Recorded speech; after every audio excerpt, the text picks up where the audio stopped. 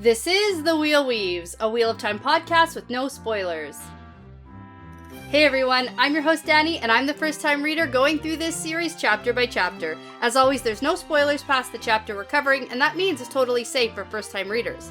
I'm joined by my co-host Brett, who's a longtime fan, and he's guiding me through this journey. We'd like to acknowledge and thank our executive producers, Brandy and Aaron Kirkwood, Andre the Man in White, Chad Welsh, Sean McGuire, Rikky Morrisette, Yanis, Albert Lorenzo, and Eddie Costello. And before we get into things today, we just want to thank and welcome Joshua Lee, John D., and Justin Root to the Wheel Weaves Patreon team. Thank you so much for all of your generosity and your support. We honestly couldn't do this without you.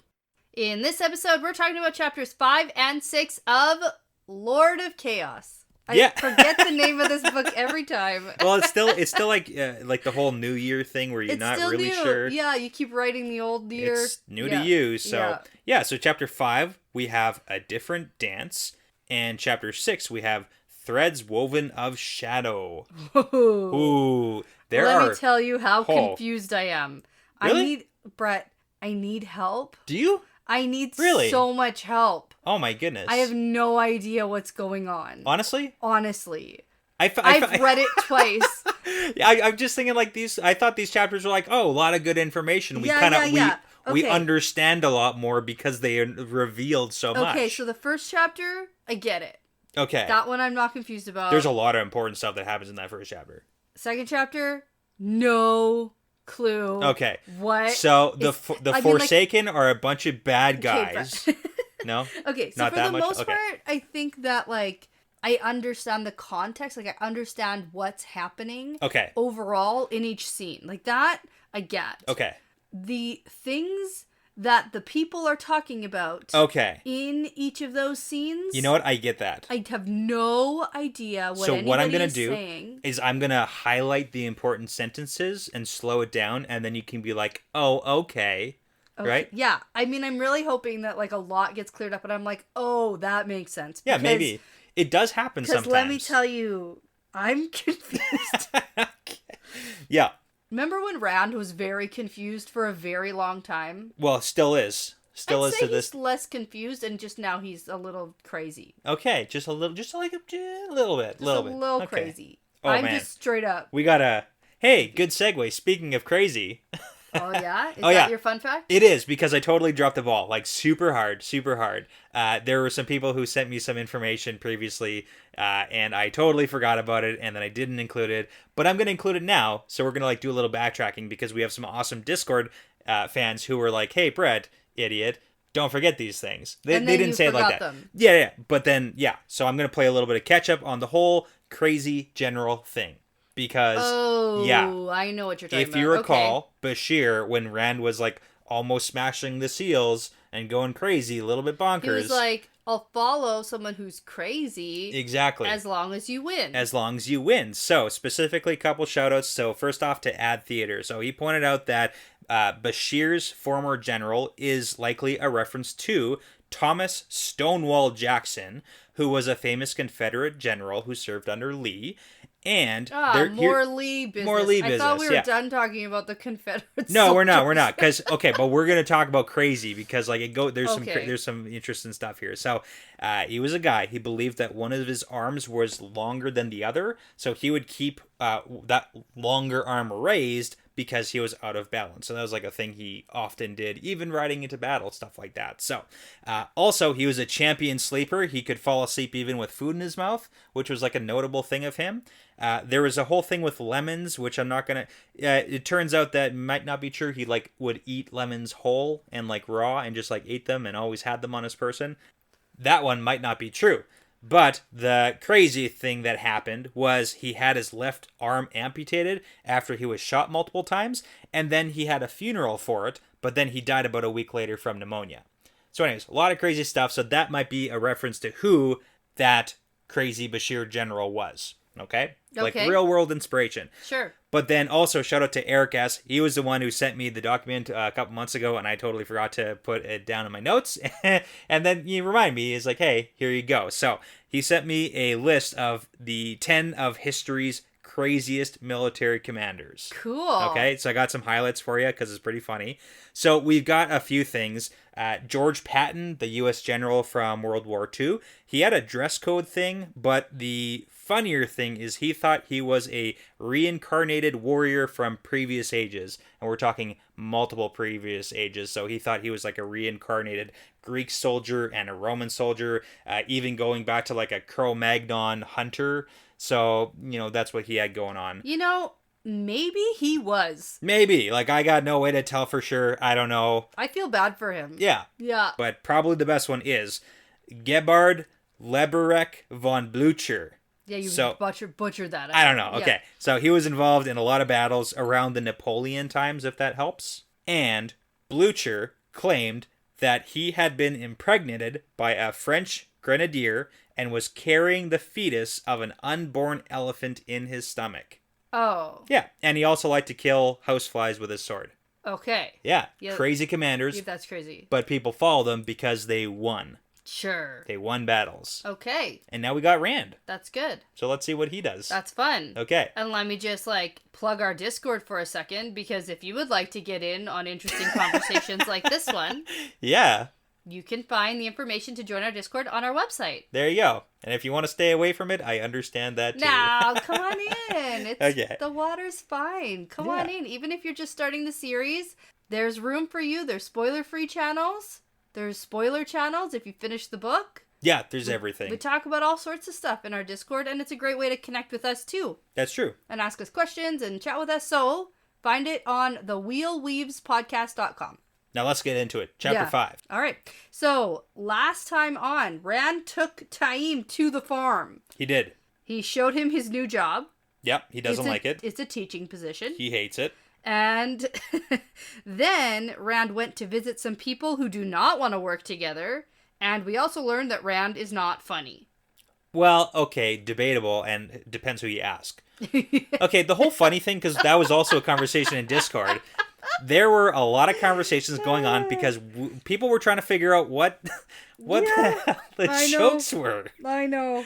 Yeah, so the whole Thunderwalker thing. So I think I was wrong with the fat joke thing. Okay, not except that? Sort of. Because the best interpretation I heard, I don't know who it came from. I think it came from a couple different places. Sure. The fact that the Thunderwalkers are bad at, sneaking because their steps are too loud. Okay. That's the joke. Yeah. Okay. I can see that. Maybe. And then there's also some other sort of fact about where Robert Jordan is from. There was some comedian who told a joke about a chicken in a tree, and Rand's joke might be some ode to that. Oh my goodness. Okay. There's a lot of background there because I don't even know. There's a lot going on. I did see the whole Rand thing. I wish I could remember who said that, but somebody very important said that. Okay. I don't know. Well, in Discord, it's there somewhere. Okay. Yeah. But anyways, the whole Rand joke too is totally a joke that he probably heard from the farmers, the village his council. Dad, yeah, whatever. Yeah, there's some talking around the fire. So anyways, I don't understand that humor.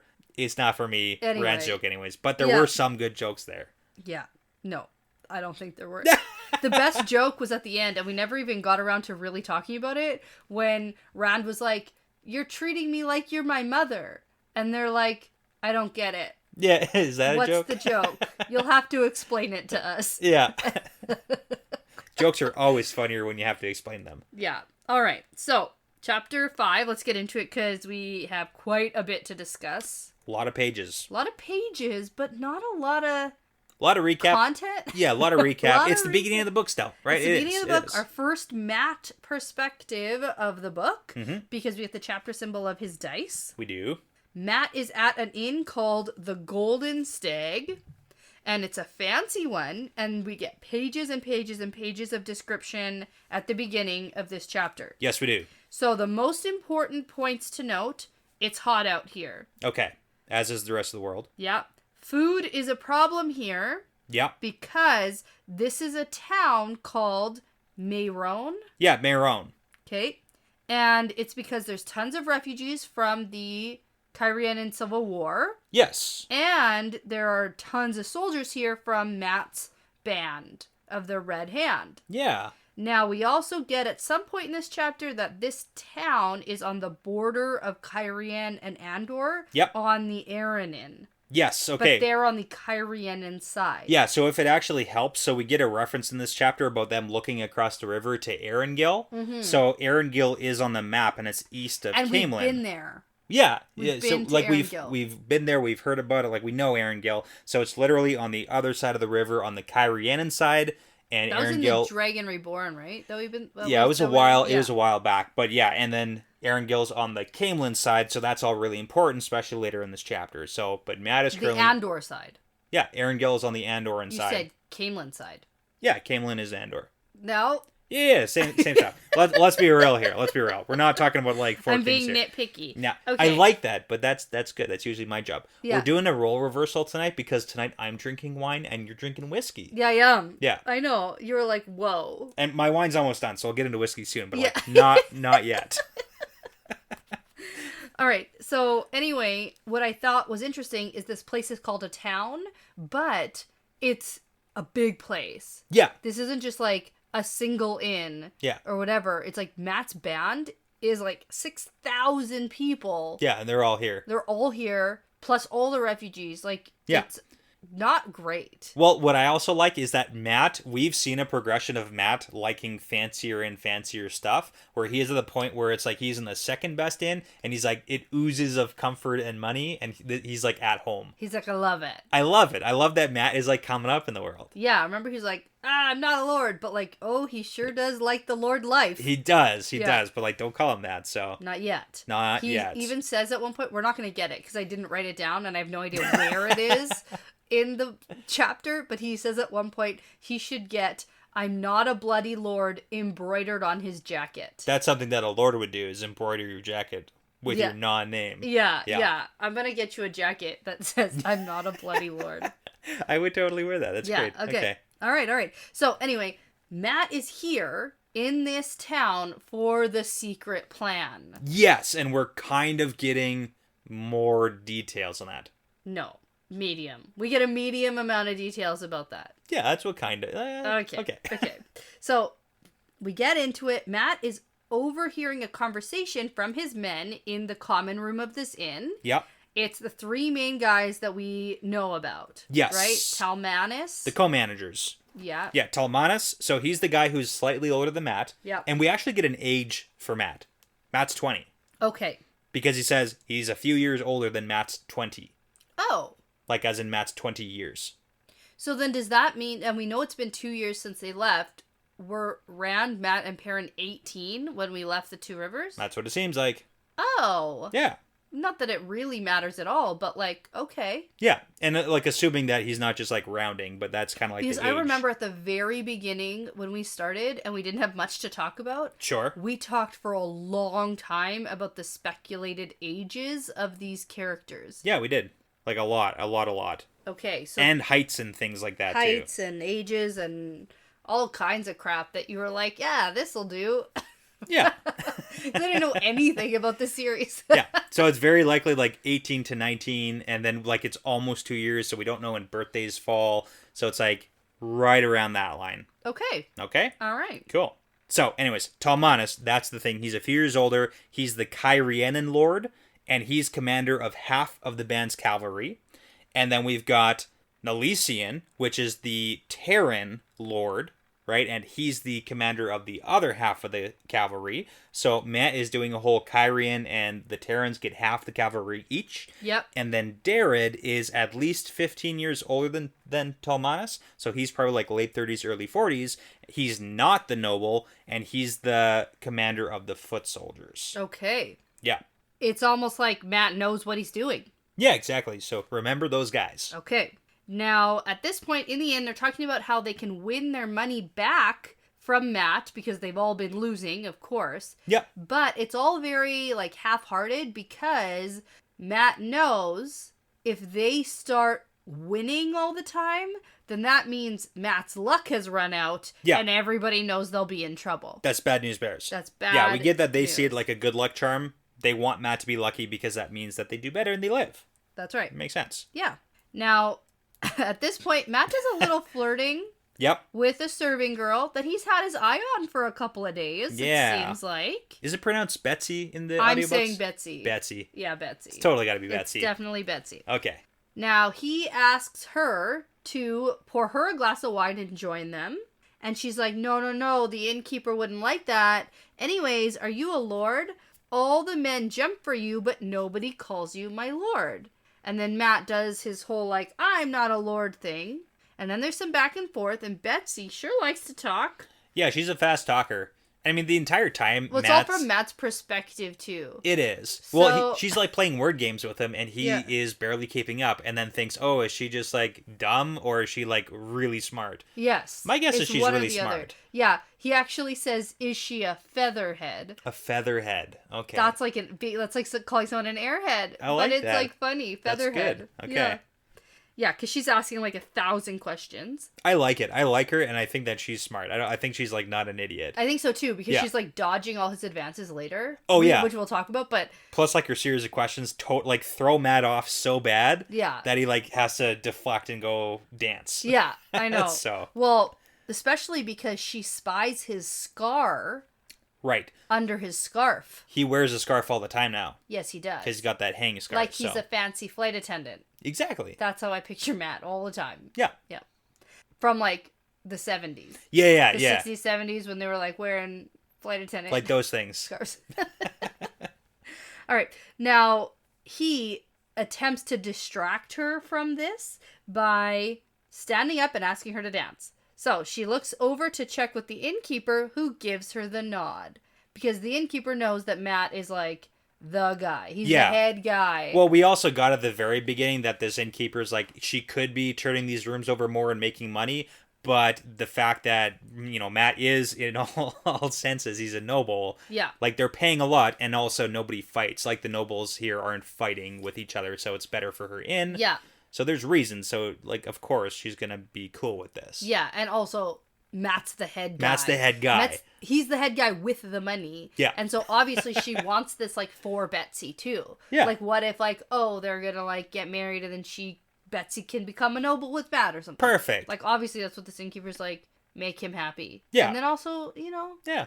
You're really thinking long-term with the whole marriage thing. Well, like, if you get something out of it, like, I feel like that's what people in, like, a town like this might be thinking. Okay, I get that. I dig it. Or, quite the opposite, and, like, make him happy for a night. I like the other thing I thought. Never mind. Oh, no, okay. This is what happens when you... Oh, no. When I drink... Let's get into the whole... This is what happens when I drink the whiskey. Okay. Yeah. So anyways, they're dancing away. It gets more and more complicated. She keeps up. Matt's having a lot of fun. Yeah. And then, boom, we're doing the whole Matt has memories of dead people in his head. And you know why? Because he has paid the musicians here to perform a song that's like 2,000 years old. Yeah. And they're doing a mediocre job because it's like a song they never heard before. Right. And that's also why it's like, oh, flashback into, you know, all this stuff. Right. And then also the dance that he's doing is also like 2,000 years old. Exactly. Yeah. It's all very old stuff. We get a recap actually here, which I did want to highlight here just in case.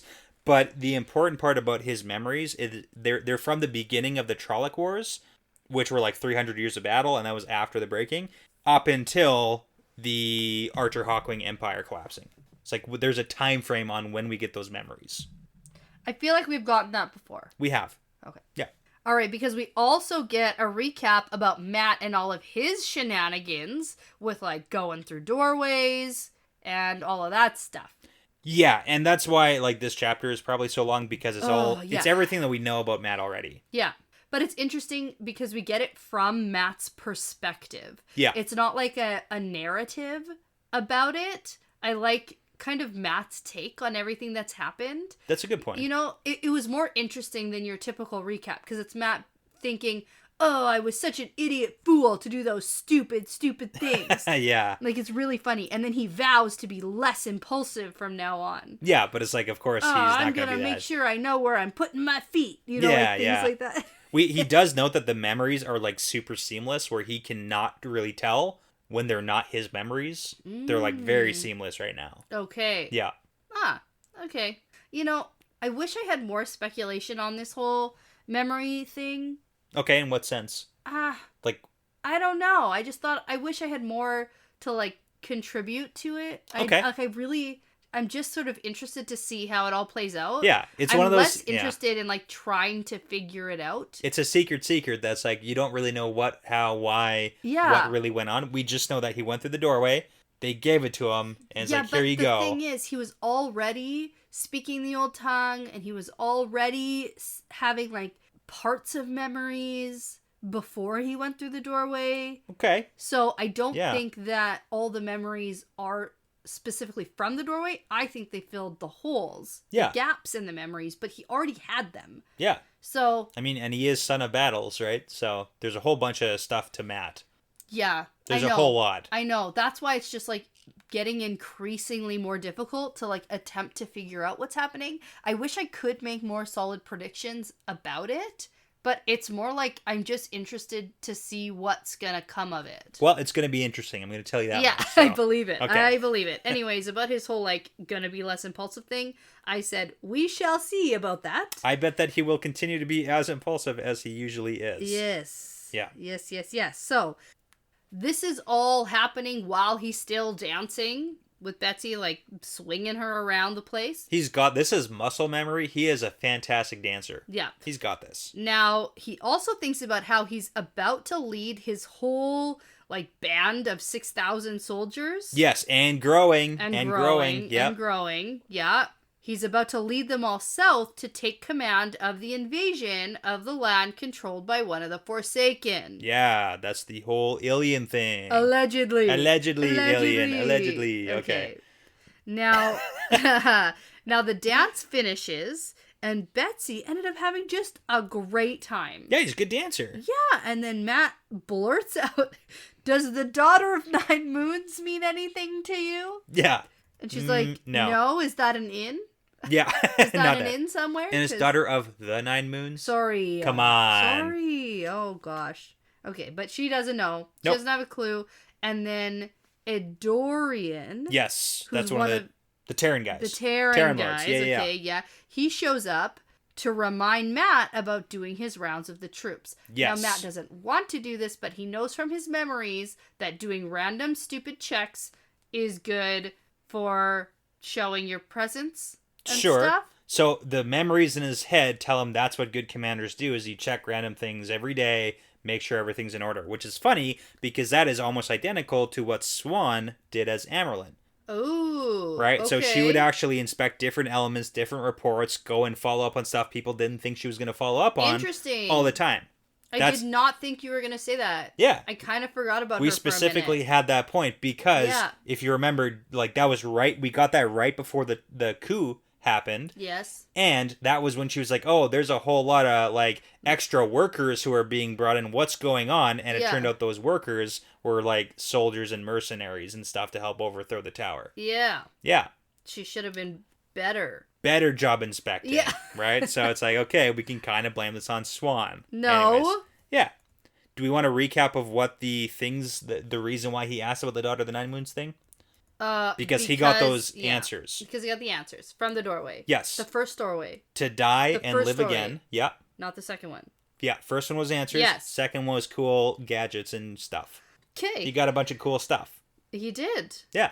Yeah, because first one was answers and the next one was wishes. Yeah.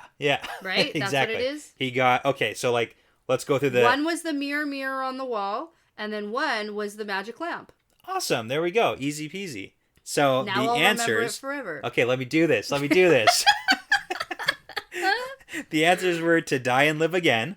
And he, which is interesting, he thinks that it was something that we might not think that it is. You don't think that it is. You're steering me completely off every time I say he died hanging from the tree. How do you... From the tree of life. How do you die from the tree of life? Come on. It's just the name of the tree. But we also know that he did in fact die another time.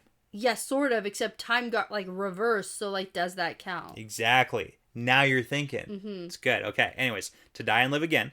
To marry the daughter of the 9 moons. So that's why he's like, oh my god, what? And we know the court of the 9 moons is Shan-Chen. Shan-Chen thing. Totally. And then the last one is to give up half the light of the world to save the world. Yeah. To give up half the light of the world to save the world. I feel like Matt's gonna have, like, a big part in this book series. You know what? Solid prediction. Thank okay. you. Yeah. I think he's going to be an important character. I'm going to go ahead and give you a gold star for that one right now. Thank you. Okay. Yes. Oh, don't give too much away, though. So then what did he get in the other doorway? The magic lamp doorway. Is that the magic lamp one? Yeah, the magic lamp doorway. Okay, 3 wishes. That's the 3 wishes. Okay, go. To be rid of the Aes Sedai or something like that. He said it very crassly, but he did. And what did he get for that? He got the medallion, the Foxhead medallion. Yeah, okay. To stop him from being affected by the channeling of the Aes Sedai. Awesome. Question mark? Is that right? Well, that would make sense. Okay, I'm not gonna Okay, Brett. Is that not how you get away? Me, and then you're not telling me if I'm right or wrong. He got away to be free of the Aes Sedai, so he gets a medallion that he can't be affected by channeling. Okay. Cool. Yeah. What else? He asked for something good. Yeah. Something else. Okay. I could tell you what he got. Okay, what did he get? He got the memories. There we go. Oh, duh. Nobody else can see that, but I'm pointing to my head. Okay, so he got the memories because he said, I want these stupid holes in my head filled. Yeah, and he wasn't very specific, so that's kind of on you, Matt. Yeah, and then he said one other thing that got him hung from the tree with the spear. Yeah. What did he say? Just tell me. He said, I want to way back to Ruridian and get the hell out of here. Oh, right. And they're like, here you go. Here you go. Yeah. And they hung him. Yeah. They're like, fine. We can... With the spear that has some joke on it. Yes, exactly. Yeah. Okay. You got it. You got it. Okay, great. That's good. All right. Anyway, so the mundane thing that he's inspecting today, the common rooms. I love it. And they call them the drinking rooms. The drinking rooms. I wasn't 100% sure what this was. Until he starts just going to every bar and tavern. Going to every inn. Rooms where people drink. Yeah. Drinking rooms. And he's basically making sure people aren't getting too drunk and too rowdy and picking fights and all that stuff. Yeah. All right.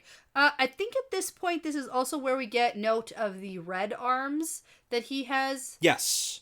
Started.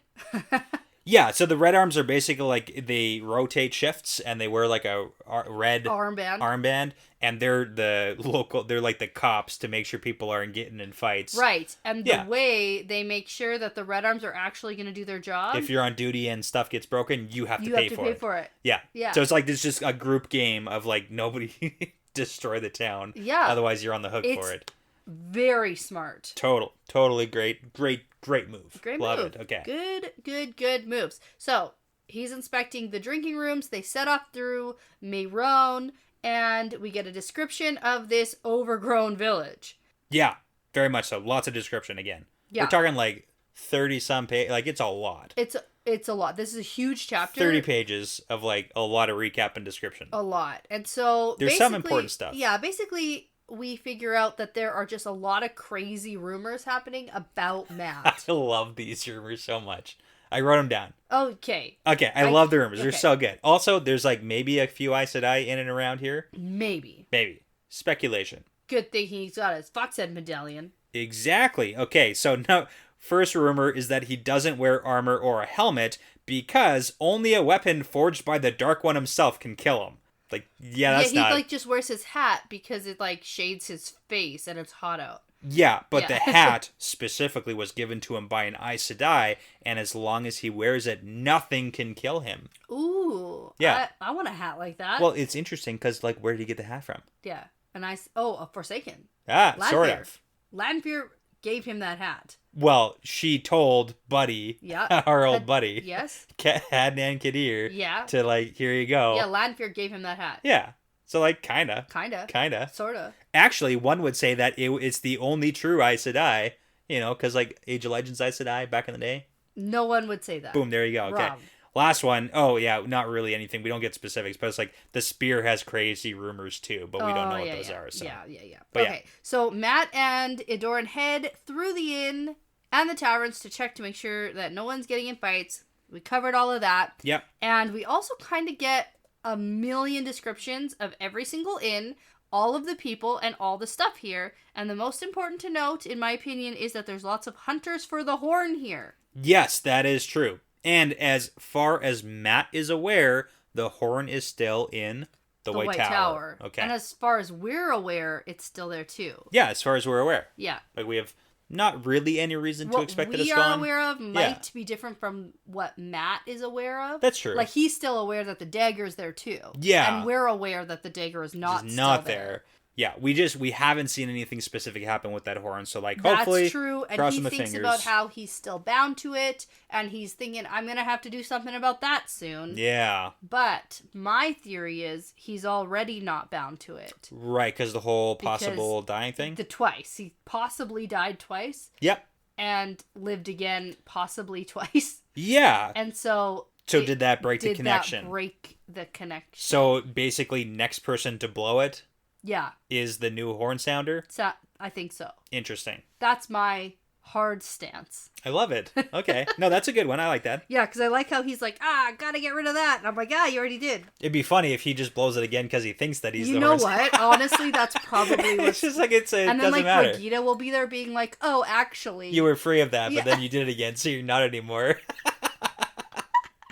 I love that. That's great. Oh, man. Yeah. Okay. Now, we also get that there's like singing, and during this whole thing, Adorian casually asks Matt when they're supposed to be leaving because there's rumors that it's soon. Yes. And Matt's like, what move when we move? No need to let Samael know we're coming. Shut it, Adorian. Except the whole idea is exactly to let Samael know they're coming. But secretly not let it. So it's like you got to really play it up. It's got to look like we don't want them to know we're coming. Well, keep in mind here, because the secret plan is only known by Matt, Bashir, and Rand. Right. They are keeping it super under the covers. Yes. So it's like that's really important here. Yeah.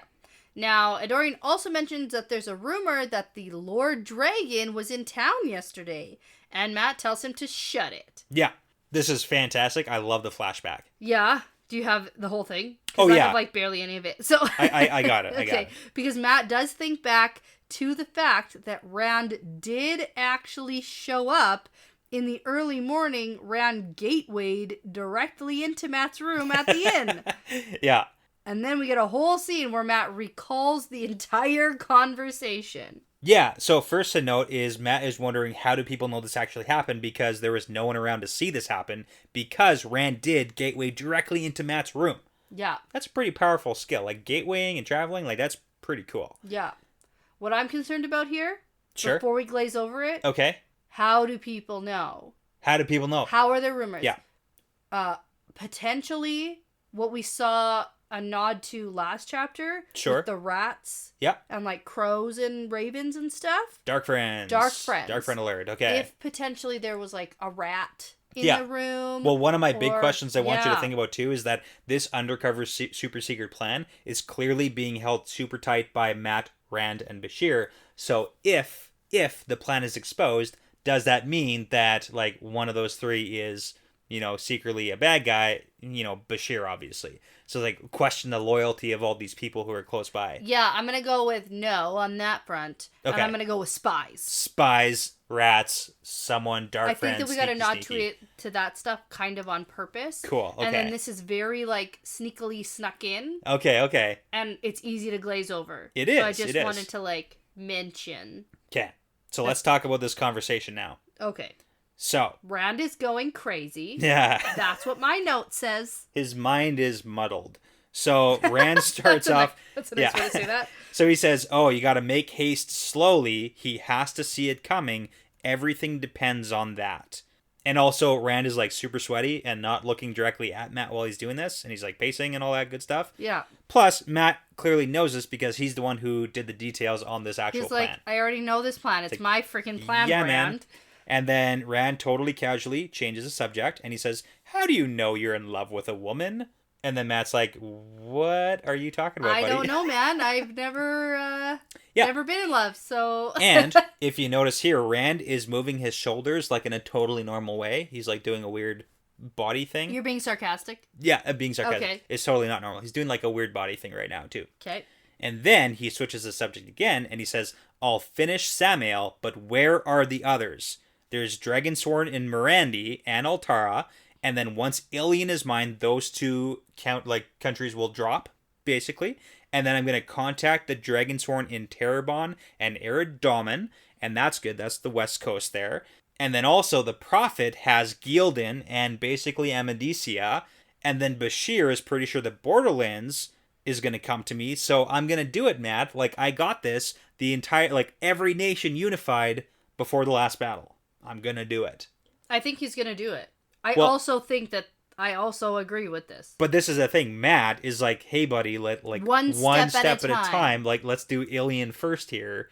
And then we can talk about the other, 8 nations that were, lumping into one here. Matt missed the memo that Rand is in charge of the big picture stuff. Big picture.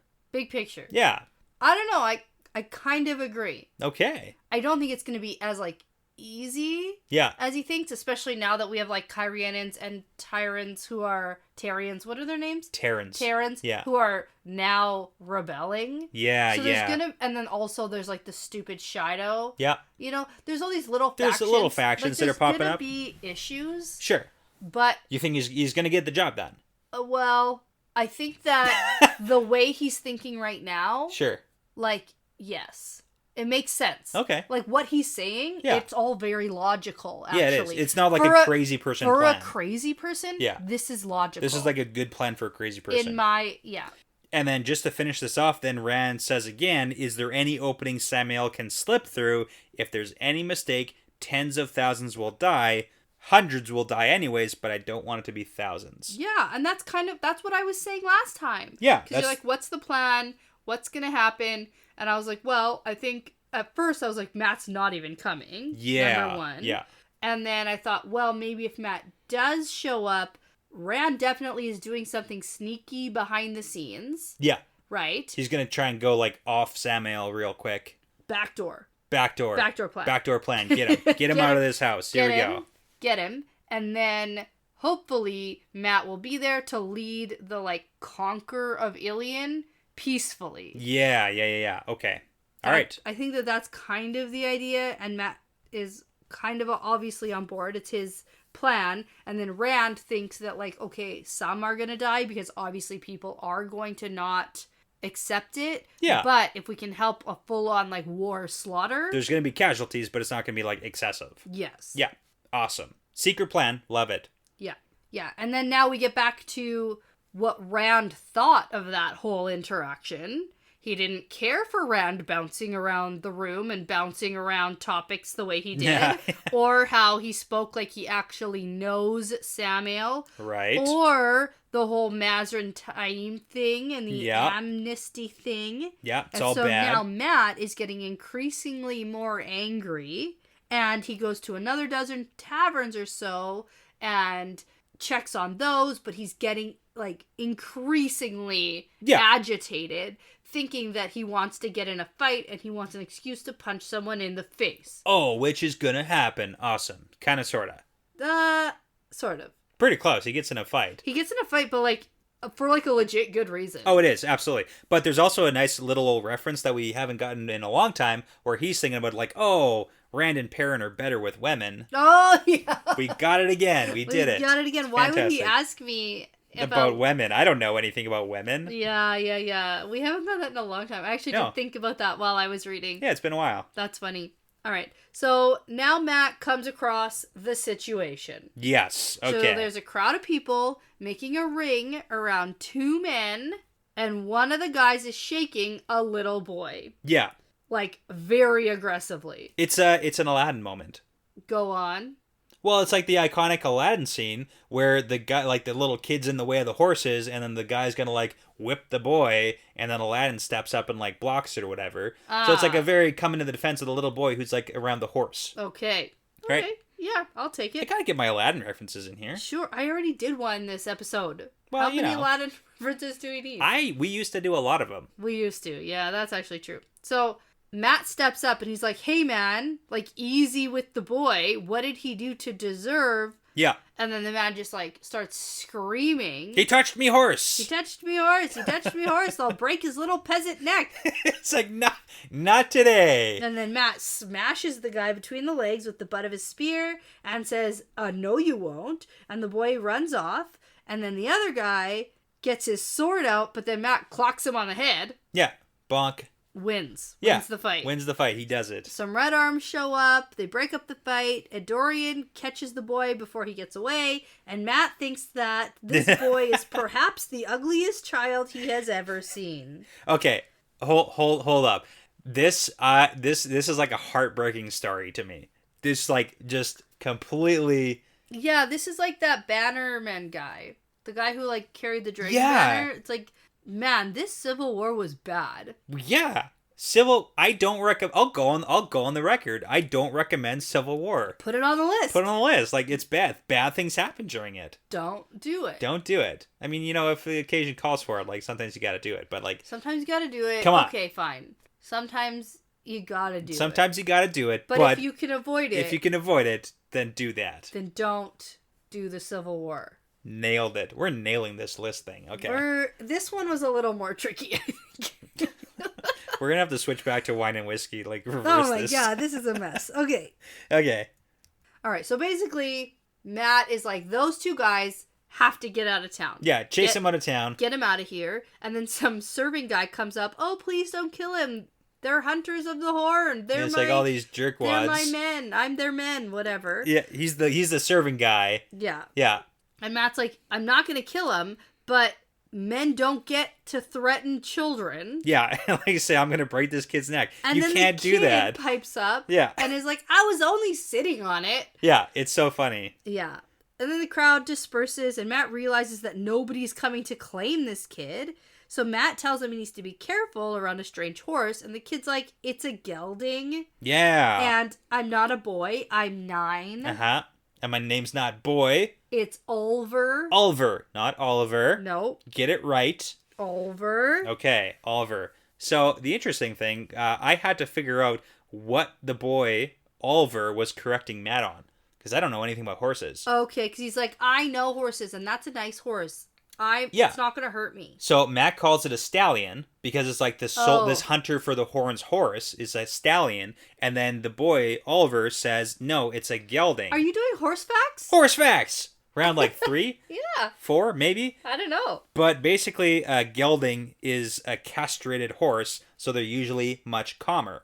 Oh, okay. Which is interesting that the hunter for the horn doesn't have a stallion. Matt assumes he has a stallion, which would be more like a war horse style. Right. But then this is a gelding who's much calmer, so Oliver's like, hey, this is a calm horse. I'll be fine. I can go and sit on it. And then there's like this beautiful connection between Matt and Oliver, where Oliver loves horses, and Matt also is a big fan of horses and knows horses. Except that, like, Matt didn't know horses. Yeah, well, you know. He didn't know it enough. Not enough. His dad knew horses, but he doesn't know horses. Yeah, he knows horses. Well, then why didn't he know this was a gelding? He might not have even been like, it doesn't matter at this point. Well, you can't say Matt knows horses when the 9-year-old knows more. Matt does totally know horses. No. We've gotten that multiple times. Even at the beginning of this chapter, actually, they talk about how they're going to do horse racing. Yeah. And Matt's like, I know how to pick a horse. Yeah. Okay, fine. Anyways, horse facts. Anyways, this 9-year-old is better, though. Yeah. Also, okay, let's do the sad story about Oliver. All right. His parents are dead. Yeah. No, you can't just blow by it like this is okay. I'm doing this one. Okay, fine. Okay, Matt says, "Where are your parents?" And Oliver is holding back tears, and he says, "The shadow Aiel killed his dad. The shadow killed his dad." And then his mom said they're going to Andor to live on a farm. But then she got sick, and then he buried her where there were some flowers. Yeah, that's very sad. Oh my god.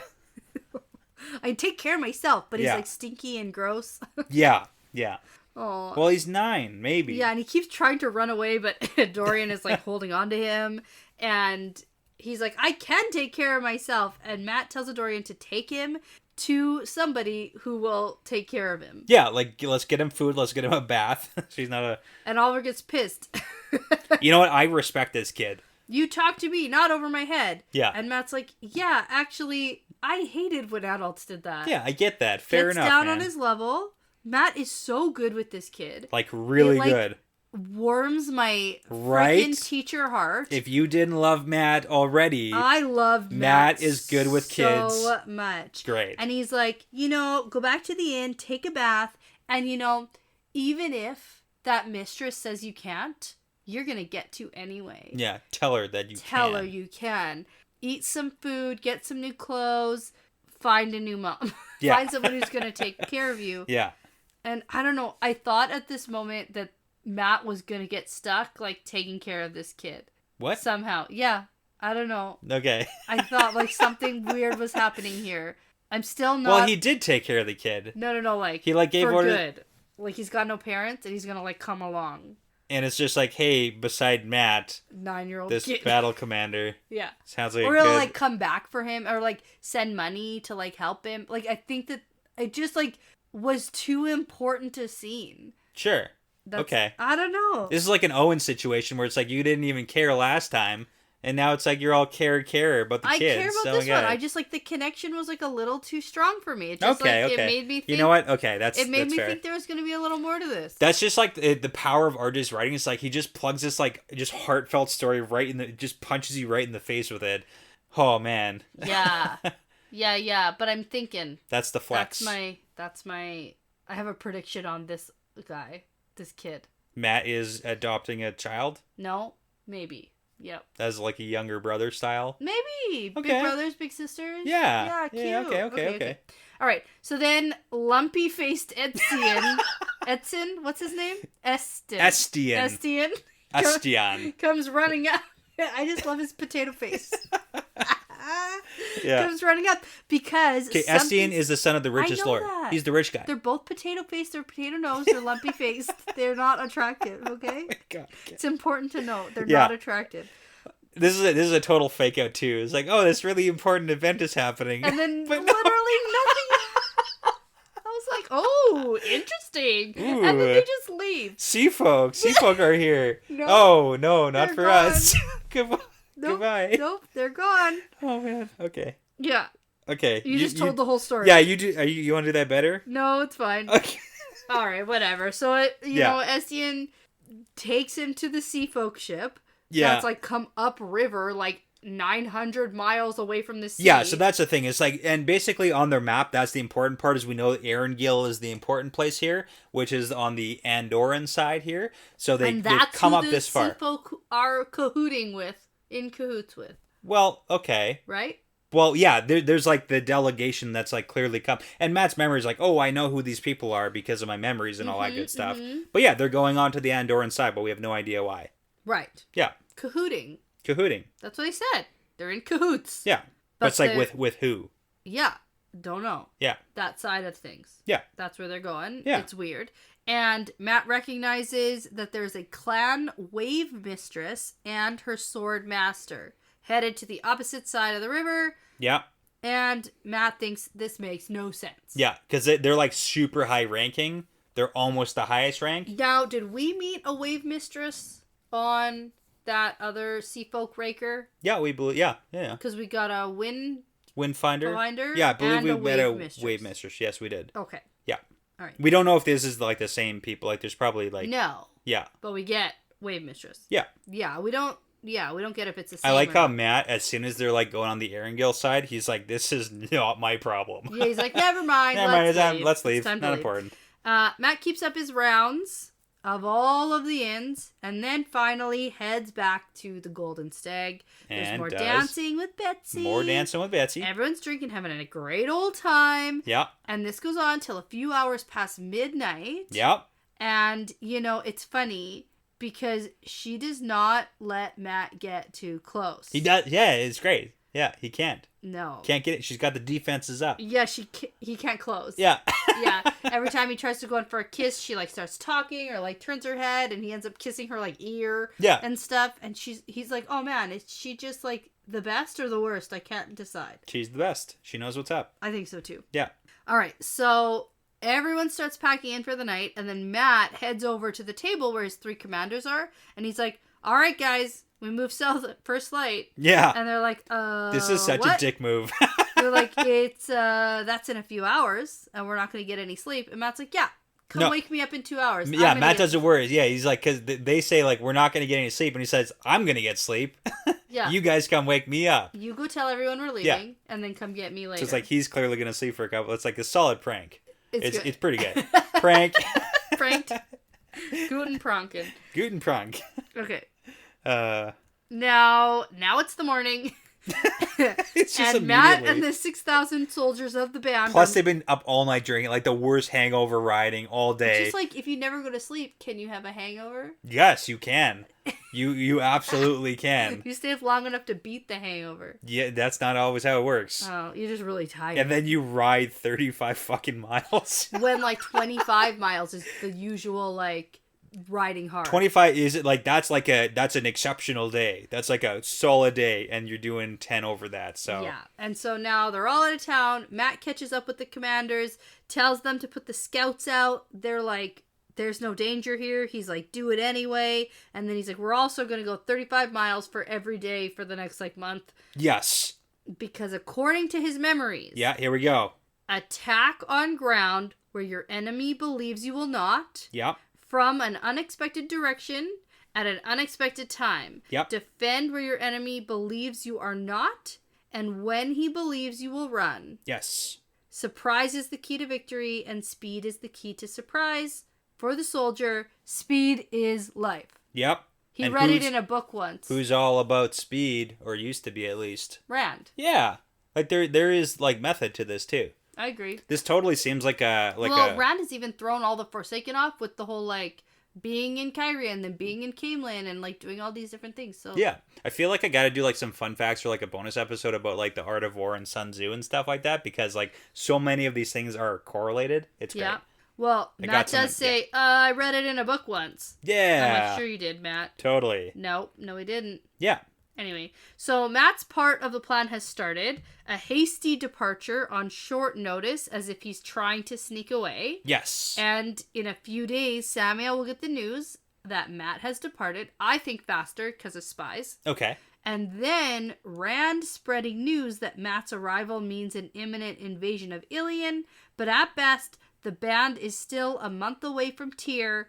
But there is another plan, and hopefully Samuel will be taken care of before Matt even gets there. Yes. So that's the whole point. It's like timeline-wise, if Samuel is under the impression that when Matt arrives, that's when the invasion starts, he's going to expect the invasion to start in about a month. Yeah. So that means like for another month he has to prepare. So maybe it's like, hey, let's do the surprise sneak attack before that, or like whatever the actual surprise attack is going to be. Yeah. I think that, like, the biggest thing right now is how fast Rand is going to be actually attacking Samuel. Like, what's that going to look like? Because at this point, because Ilion would be stupid to attack the Aiel and Kyrian and Terrence who are all standing there. Exactly. Right? Because they're just so outnumbered. Yeah. Well, and like, they've built up fortifications. Defensive. Yeah. And, like... Because I was thinking, like, what if they just decide to go attack them? Yeah, that's not going to happen. And go on the offense, but they're so outnumbered. Yeah.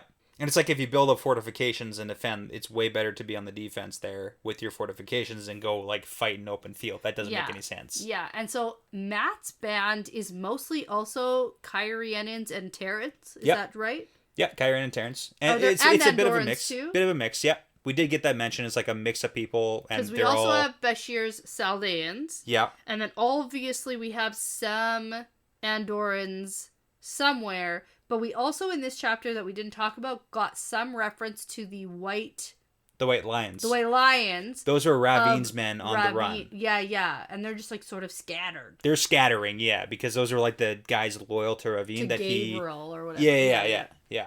So, but I mean, this is the big thing too, is like the Saldean soldiers and even the band, that's not very many guys in comparison to this force that Rand has of like 250,000 guys. Mm-hmm. The band is like 6,000. Okay. It's basically Matt as the leader that's signaling the battle starting. Got it. Because of his leadership, not because of the extra troops necessarily. Okay. So yeah. Okay, so let's get into Chapter 6, Threads Woven of Shadow. And we have a new chapter symbol, I think. We sure do. Yeah, it's a snake, and it's like doing a whole cloverleaf thing. Kind of looks like a Celtic symbol. Okay, I get that. Yeah, over a square. Yeah. It is because we got a whole bunch of Forsaken here. We got a bunch of sneaky snakes. Bunch of snakes. That's what I was calling them. I was calling them snakes. Yeah. Yeah. You've never called them that once. Yeah, but like I've totally thought about it. Yeah, me too. Okay, we're going to enter in a Samuel perspective. Ooh. And let me tell you, coming off of Matt thinking we're coming and Samuel doesn't know what's going on. Yeah. Entering into a Samuel perspective, I was excited. To see like what he actually thinks? I was like, what does he know? Okay, overall, what do you think that he thinks? I think he doesn't expect what's actually gonna come. Is he being fooled? Yeah. Ooh, okay, I like that. Okay. Because everything he was thinking about Grendel, because we were in his perspective. Yeah. And I think that if he was sharing things with Grendel that weren't true, like, we would have heard about it in his thought process. Because he was being very honest with us. Yeah. About what he was thinking. As one does when you're in your own thought process. No, Moraine never did share fully with us in her thought process. She was guarded even with us. She knew. She was knew much we were smarter. Listening. She knew. Yeah. Yeah. All right. So Samuel steps out of a gateway and he doesn't want to be where he is. Yes. He is super not trusting. Last time he didn't show up to the Alliance meeting. Because it was probably a trap. Yeah. Yeah. And he thinks that it was necessary to come here even if he doesn't like it. Yeah, because we got a new super bad guy alliance going on. Weird. We got like an extra different alliance Extra going new on. alliance with new characters we got to get familiarized with because all the old people are dead now. New question. Okay. If all of the Forsaken were playing Big Brother, sure, who would win? Oh. Well, I'm not going to answer that. I've seen this season. Oh, yeah. Okay, I guess the question is more for me then. Yeah. It's whoever, you know who it is? It's whoever the... It's not the person you most suspect or the person you least suspect. Yeah. What I was going to say, suspect. You know who wins the Forsaken Big Brother season? It's Rand. It's the ones who the Great Lord brought back in secret. Yeah. It's like the people who get to leave Big Brother. They got voted out. Yeah. And then they get a disguise, get to watch everything that's going on, and then get to go back in. Yep. Those are the... I hate that. That's who gets to win. I know you hate when that happens. That's the worst. You got voted out. Yeah. You don't get to come back in. I like the one who's not even playing this game, and it's Rand, because they keep talking about this chapter. That's true. Yeah. That's fair. Also, Semirog. She just like scares everybody. No, my she I mean she definitely gets some points in this chapter for being terrifying. Scary. So She's scary. We learned so much information in this chapter. There's so much. I found some Forsaken I don't really like. Yeah. It's all three of these people. This is the thing. RJ eased us into the Forsaken of We're like, oh, cool, they're bad cool. people. And you're like, oh, this guy's a musician and he just teaches Rand. And you're like, oh, this is Lanfear, crazy ex-girlfriend. Even with Grendel last book. Yeah. Kind of interesting, intriguing. Yeah. But it's like, and then Moghedien was like, ooh, she's like evil and twists people into weird shapes and stuff. Yeah. Right? And now it's like, oh, Semirog just like tortures children and stuff. Like, shoot. Okay. Kind of don't like them. Yeah. Not so good anymore. This one eats babies. I don't know. Oh, no. Okay. All right. So now it sounds like Grendel told Samuel about the new alliance of the Forsaken between her, Demandred, Missana, and Semirog. Did I get that right? Missana. Okay. Yeah. Now, we're going to get into some confusing stuff soon. Sure. So I'm going to need help. Okay, I can now, help. I think I have like plot points, but like what those plot points are, you don't know. We'll see. Okay, I'll explain this one. All right, now let me tell you though, I do know where we are. We are in Grandel's palace. Yeah. In the Mountains of Mist. Yeah. With like Damani, like Eridoman. She's in Eridoman. Yes. Okay. She is in Eridoman. That's where she's set up, and she is close to the Mountains of Mist. Okay. So she is somewhere. We don't know exactly where, but somewhere there. Got it. She also has like an extravagant palace with all these like quote performers. Yeah, the typical Grendel, like everyone is compelled out of their minds. They're performing. It's weird. Every single one of them is incredibly compelled out of their minds. Yes. And Samuel thinks this is all just a waste of time and energy, and he's not wrong. Yeah, so keep in mind, when we're building like new characters here, Grendel is basically the person who you would underestimate because you think that she's putting so much effort into all this like weird stuff that she's not on top of her game. Right. But you think that she's like distracted. She's like too like vain and into like she's into decorating more than actually like scheming. Plotting and scheming, but it turns out that that's just like an extra layer of her scheme, and that's how she's gonna get you. Mm-hmm. So it's and like also, it seems that she really this is just her like hobby. Yeah, she totally digs it. She but just it's has like a side hobby on the side of being a Forsaken. Yeah. And it's collecting beautiful people. Who are very powerful, which we're going to get into. Which is also, from her perspective, I can understand it. Yeah. Like, if you're gonna collect people, they might as well be attractive, and they might as well be, like, highborn, so then you're like, I have control over highborn people, I'm better than everybody. This is Danny sympathizing with the Forsaken. You know what? I'm not saying I would do it, I'm just saying I get it. I get it. I get where she's coming from. Like, if that's the kind of person you want to be, like, do you want ugly... No, I get it. It's like, you want the big, rich, famous people. It's like, okay, yeah, I'm going to call up Ryan Reynolds and be like, hey, man, you've been starting talking a show. about Ryan Reynolds a lot lately. Okay, it was just like a few times. It's not even, it doesn't matter. Anyways, the important part here, too, that we get a few times in this chapter is that the prize of being nameless is, like, as good as the immortality thing. Yeah. Nameless is like the hand, you're like the next dude right next to the Dark One. You're the guy. You're the one. You're the guy. And it sounds like a big creepy Murdral is that guy right now. It does. And it's like hopefully one of the chosen. It's like the Great Lord guy, the Dark One, just created his own. He's like, actually, turns out. And none of these others are actually gonna... Because I bet that Haran Shadar, what's his name? Shadar Haran. Mm-hmm. You did a good job on that. I bet he does not have any of his own thoughts about wanting to this is like when do anything that This is like when your company does the outside hire for the promotion that you thought that like you and all your coworkers are up against, and they're like, oh, actually, we went with an outside hire. We went with a different guy from a different company. Mm-hmm. And you're like, come on! Yeah, and they're all very confused about it. Like, they're not sure what happened. Yes. Anyway, okay, let's get into this, though. Yep. So, Grendel joins Samael, making some weird comments about her beautiful pets, referring to all the people here. Yep. And Samael gives us some Grendel backstory. Yeah. Because he hadn't met her until he had already turned to the Dark One. Yes. But everyone knew her because she was famous for treating people with, quote, disturbed minds that healing couldn't touch in the Age of Legends. Yes. So that is really important on her backstory, which makes sense with the whole compulsion thing that she does, like really to the next degree, is that was her deal in Age of Legends. She was like a doctor of the mind. Okay.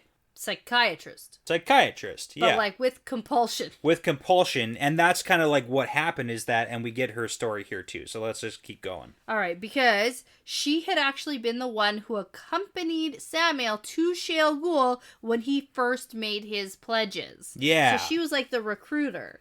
Yeah, like for him specifically. So she had been in the club for a while, so she brought him down to Shale Ghul and was like, hey, this is the initiation process. Got it. Okay. Cool. And yeah, Samael was like an accomplished general in Age of Legends. So he was not as good as Luz Theron. Not as good. But like he wasn't a nobody, but then he turned to the Dark One. So. All right, now Grendel keeps going and introduces us to some of her, quote, pets. Yes. She has the brother, the wife, and the youngest sister. And the eldest daughter of the King of Arid. Yes. Now, the biggest surprise here for me is that there's a King of Arid. Yeah, so this is the thing. We really haven't spent very much time in Arid.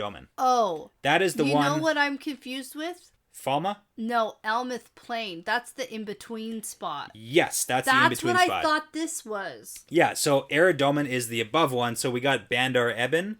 Right? So that is like on the coast, kind of like Falma's on the coast there. No idea what you just said. Keep going. Yeah, so Arid is the one above, and there's a bunch of in-between space, and then she's probably camping out in the Mountains of Mist, and she's got a bunch of the king of Arid who also, like, they're having a bad time right now, but she's got a bunch of his relatives. And that's where all the Domani ladies are from. Yeah. Oh, okay. Yes. Okay. Domani ladies. Okay. Different from the Shanshan Damane. That's correct. Okay. Now we got more important people than just the king's relatives. Yeah, we do. Yeah, this is... Because we also have people from beyond the Aiel Waste. You remember what that's called? China. Like all Shara. Right. So this is Except Shara. These are people with very dark skin. Yeah. I like that note. Okay. That we're getting, like, these specific notes to what people look like. I like that. Absolutely. So here we go. We got a bunch of Shara information. So she has Chiop, who was the Shaboan, which was a sort of empress. So Chiop is the woman.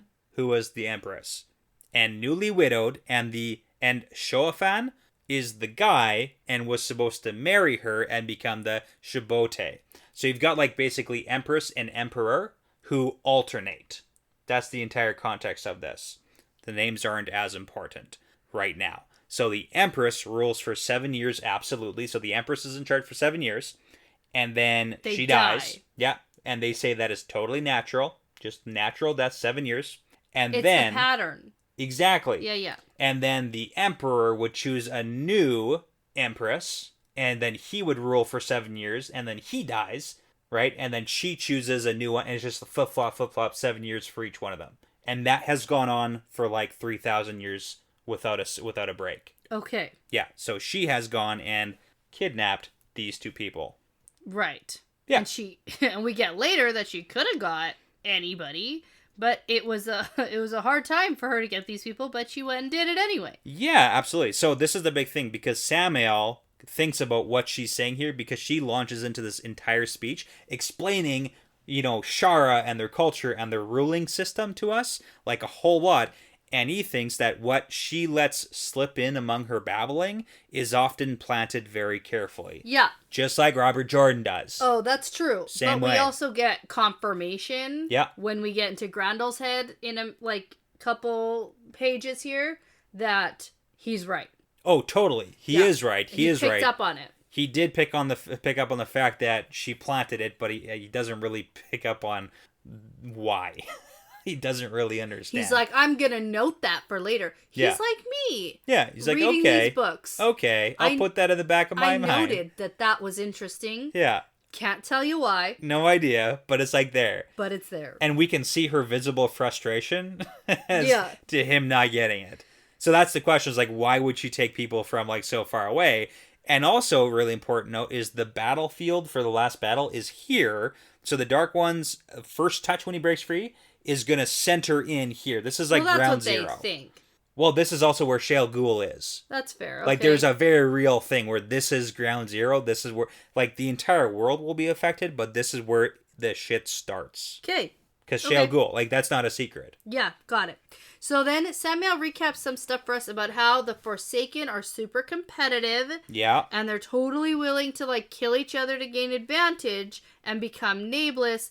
But it seems like they're not willing to, like, tell each other that they're willing to kill each other. Yeah. They're all, like, pretending to make nice. Yeah. Even though they all know that they all want to be. It's like, if the opportunity... They're also very opportunistic. Like, all of them are. And they're not going to step out and maybe get killed because the whole immortality thing. Mm-hmm. Right? So it's like, if the opportunity presents itself, then maybe they will. But, like, they're not going to go out of their way for a lot of it. So. All right.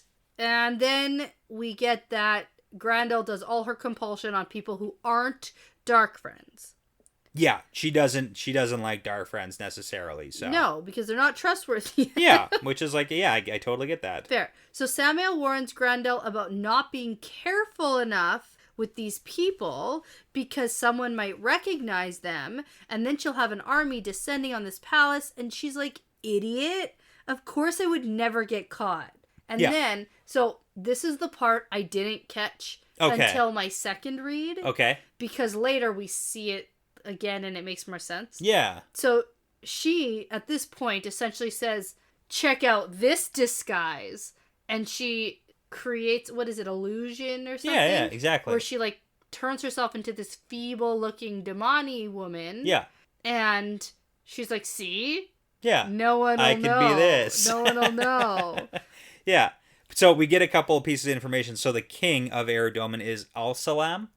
And that's who, like, all of the relatives that she's, like, kidnapped. Yeah. Does he not know that all of her... Well, he clearly does. Like, the people are missing. His... Yeah. So this is the thing. She's not in the royal palace of Eridomen. Mm-hmm. She's not in, like, the king's royal palace. She's in another palace in Eridomen. Right. These people are kidnapped. The king is probably well aware that, my family is all missing. Yeah. But, like, why would he know where they are? Because she's also a Forsaken, and anybody who comes here... And she's, like, kind of in hiding, and she's just, like, compulsing the shit out of everybody. Anyone who comes here, she's just going to compel to be like, these are not the family you're looking for. Like, it doesn't even matter. There's no competition here. Mm. So that's kind of the big thing. she meets somebody who has a strong enough sense of will that they fight it. Exactly. I'm waiting on that soon. Okay. You might be waiting for a little while. Yeah. But that's the thing, because Samael also thinks that she's basically taken over Eridomen, but it's like also in Civil War and like it's very chaotic right now in Eridomen. Yeah. But she kind of thrives in that sense. Yeah, because in my mind, this was like Almouth Plain. Yeah. That she was in. Which is also I'm like confused. It was all weird. You're kind of not wrong though. Yeah. Like it's all kind of one big mishmash of a territory, and it's all doing very poorly right now. Okay. And that's why Samuel's like, oh, you've kind of taken this place over, but like you didn't do a ravine where it's like, oh, you're Ilian. You're the king. Yeah. Right. Ravine was king. Yeah. Yeah. Yeah, so it's like you're not the king. Oh, right. Yes, right? And you didn't do a Samael where you're the king of Ilion basically now. Yeah. She's doing like I'm just here and I'm just hanging out. I'm hanging out. Okay. But she's also not killed and she's not Rand's target. Yeah. So like I feel like she's like, I'm not gonna die. Yeah, there's points for it. Like it makes sense. Yeah. All right. So then we get some more back and forth and we eventually get to one issue, and that is Luz Theron. Yeah, very back and forth on the name here. Yeah, we also get that Grendel wants Rand as one of her pets, even if he's not very beautiful or highborn. You know, it's the status. It's like who he is. Yeah. And so Samael says LTT is dead. It's Rand al'Thor now. And we get some thoughts from Samael because he doesn't think that Rand is LTT. Yes. But rather like the rebirth of the soul. I do like that the Forsaken don't really know what's going on with the Rand and Luz Theron thing. Like they don't even know. It's not they're just like guessing. Yeah, they're trying to figure it out, and nobody's really right here from what we can do. Like they're all kind of wrong and right. So yeah, okay. Like, and then we don't even know. Yeah, we also get at this point a weird sort of side note about Ishmael being a philosopher who died insane. Yeah. Well, he was pretty crazy. Like, I guess. He was just a Forsaken bad guy when I knew him, so... That's true. I mean, he is the only one that you ever saw with, like, fire for eyes and a mouth. Yeah, but I figured that was just, like, a turtle shell face Balthamel thing. Okay. Aegonor? Which one had the turtle shell face? Yeah, that was Balthamel. Yeah. Yeah, no, you got that right. So... Like, I figured that was just, like, you live too long and your, like, human form is weird now. That's a good question. So was it that? Was it maybe not that? See, like, I don't know. That's what I'm telling you. All of this, I'm very confused. Hey, it's just like tuck it up. You pull a Samael, be like, I'm going to note that. Yeah. I have noted that. It is noted in my notes. There we go. Okay, I'm going to remember that. Because there's several references to Ishmael being crazy. Yes, because he's kind of off the rocker here. And that's the thing, is even the Forsaken think that he's crazy because Ishmael, as a philosopher, always claimed that the struggle had gone on since creation, and there's like this endless war going on between the Great Lord and the Creator. And then also Ishmael claimed that the Dark One would as soon have LTT join the Shadow as he would like break free. Like that is as good for the Dark One to turn Rand and get him on your side. I don't think that he's wrong, though. That seems to be the, like, fantasy trope, is, like, get the good guy on the bad side. But I just need us to move past the whole fantasy trope and, like, what's the actual... Why is that better? Well, because he's out, and he's strong, and he's... Yeah. So, but that's the thing. Is like, one of the things, overarching features we got to think about is, like, why is it actually better? And then, Ishii also claimed that it had happened in the past, where the Creator's champion... We heard about that lots. He said, we've fought 1,000 times 1,000. Yeah. Yeah. But we've heard about the multiple fights. But here, he was claiming that Rand actually did turn. But we also got to see a flicker sequence from Rand, who said, I've seen my life 1,000 times 1,000 times, and not once did I ever turn. Yeah, but Ishmael's also the father of lies. Exactly. Now you think, okay. Yeah. So it's like, what's the truth here? Okay. I don't know. Oh, man. Not me. And then, that's when the confusion and the worrying starts happening. It's like, wait, what? Maybe Rand al'Thor is the one who's supposed to be nameless. Oh, yeah. And then they're like... Insecure. Shit. Oh, no. I'm going to get replaced. Even though the Great Lord's... Orders, instructions are do not kill. Which, again, may or may not be true. Because it's kind of back and forth, because we did get Samael who says explicitly the Great Lord doesn't say don't kill him. Interesting. But it's like implied don't kill him. Got it. Yeah. I don't know. You're not necessarily supposed to at this point. I don't know. That's okay. I don't know, Brett. Yeah. Here we are. Samael changes the subject. And I was happy for that, but let's see where it goes. So he asked Grendel if she has learned where Althor is hiding Asmodean, or if she knows about Lanfear or Moghedien. All the missing people. The missing people. And Grendel says, I know as much as you do. Yeah. The end. So she thinks that Lutheran killed them, but she's also heard rumors that Lanfear died at LTT's hand that same day. That he killed a Ravine. Mm-hmm. Yeah, so same day. Yeah. I mean, that's pretty accurate. And Samuel's like, no way. No way would that have happened. Yeah. Because he says that Twisty-turvy. Lanfear had been helping Rand since the beginning, which he's not wrong about. He's not. But he's wrong about this, though. Yeah. And he says that she would have killed Rand in the Stone of Tyr, or like should have, except that someone sent Myrddraal and Trollocs to save him, and he's sure it was Lanfear, and that's, I think, correct. No. Because, yeah, Lanfear was there when the Myrddraal and the Trollocs were like turning away and not killing Rand. That's true. And I had speculated it was Lanfear. Yeah, you did. And she said, if I take credit for it, then you're going to expect help again. Yeah, but I think she did it, and she just wouldn't take credit for it. Well, we actually get confirmation in this chapter of who actually did do it. Oh, who? Grendel. Okay, it's editing Danny here. I'm just going to jump in really quick to just point out that Brett made a little mistake. It is not Grendel, it is Semarog who did in fact send the Trollocs and Myrddraal at the Stone of Tyr. Brett realizes his mistake later in this chapter, and he corrects himself, so before you comment and let him know that he was wrong, as much as I love calling Brett wrong, he realizes his mistake here and fixes it. Oh. Grendel received orders that she had to send Trollocs and Myrddraal to fight the ones that were sent. That's like the last sequence. Okay, will we get to that? Yeah. It explicitly states. I did not get that. Okay, so it wasn't Lanfear. Oh. Lanfear did not do that. Okay, so what kind of sticker do I get when I'm wrong? Like a good try, like a try again? Like what's the opposite of a gold star? Yeah, I'm thinking that. When like a kid does wrong, or like is like does Stormy Cloud? Fails a test, but no, a Stormy Cloud, that would be like rude. We can't give kids Stormy Clouds. Okay. It has to be like a nice try. A participation. How about just like a shrugging emoji? Yeah. A participation ribbon. Yeah, we love those. You participated in this. You were here. Yeah. You showed up today. That's what I got for that. Yeah. I had some decent I didn't. No, that's like, this is actually one of the things that like went on for a long time when we were reading these books way back in the day. It's like, oh my god, who did it? Because even the way Lanfear answers that question of like Rand saying, "Hey, did you help? Did you do this?" And she's like, nah. Yeah. I'm not gonna do it. I don't want to outright help you here. And she didn't outright save him, but she didn't outright kill him. That's true. She had the opportunity lots of times. Oh yeah, tons of times. Yeah. Tons of times. Even like when he left Kalendor in the room and she's like, "Hey, idiot, you left." Was it Ishmael who sent them? Or we're going to get to it. Let's get to it. Let's get to the end of this chapter because it explains all this. I have no idea what's happening. That's okay. It wasn't Lanfear though. Okay. All right. Grendel points out that Rand seems to be picking off all the Forsaken one by one, and she's not wrong about that. And it looks like Samael is next because of the gigantic army that he's gathered against Ilion.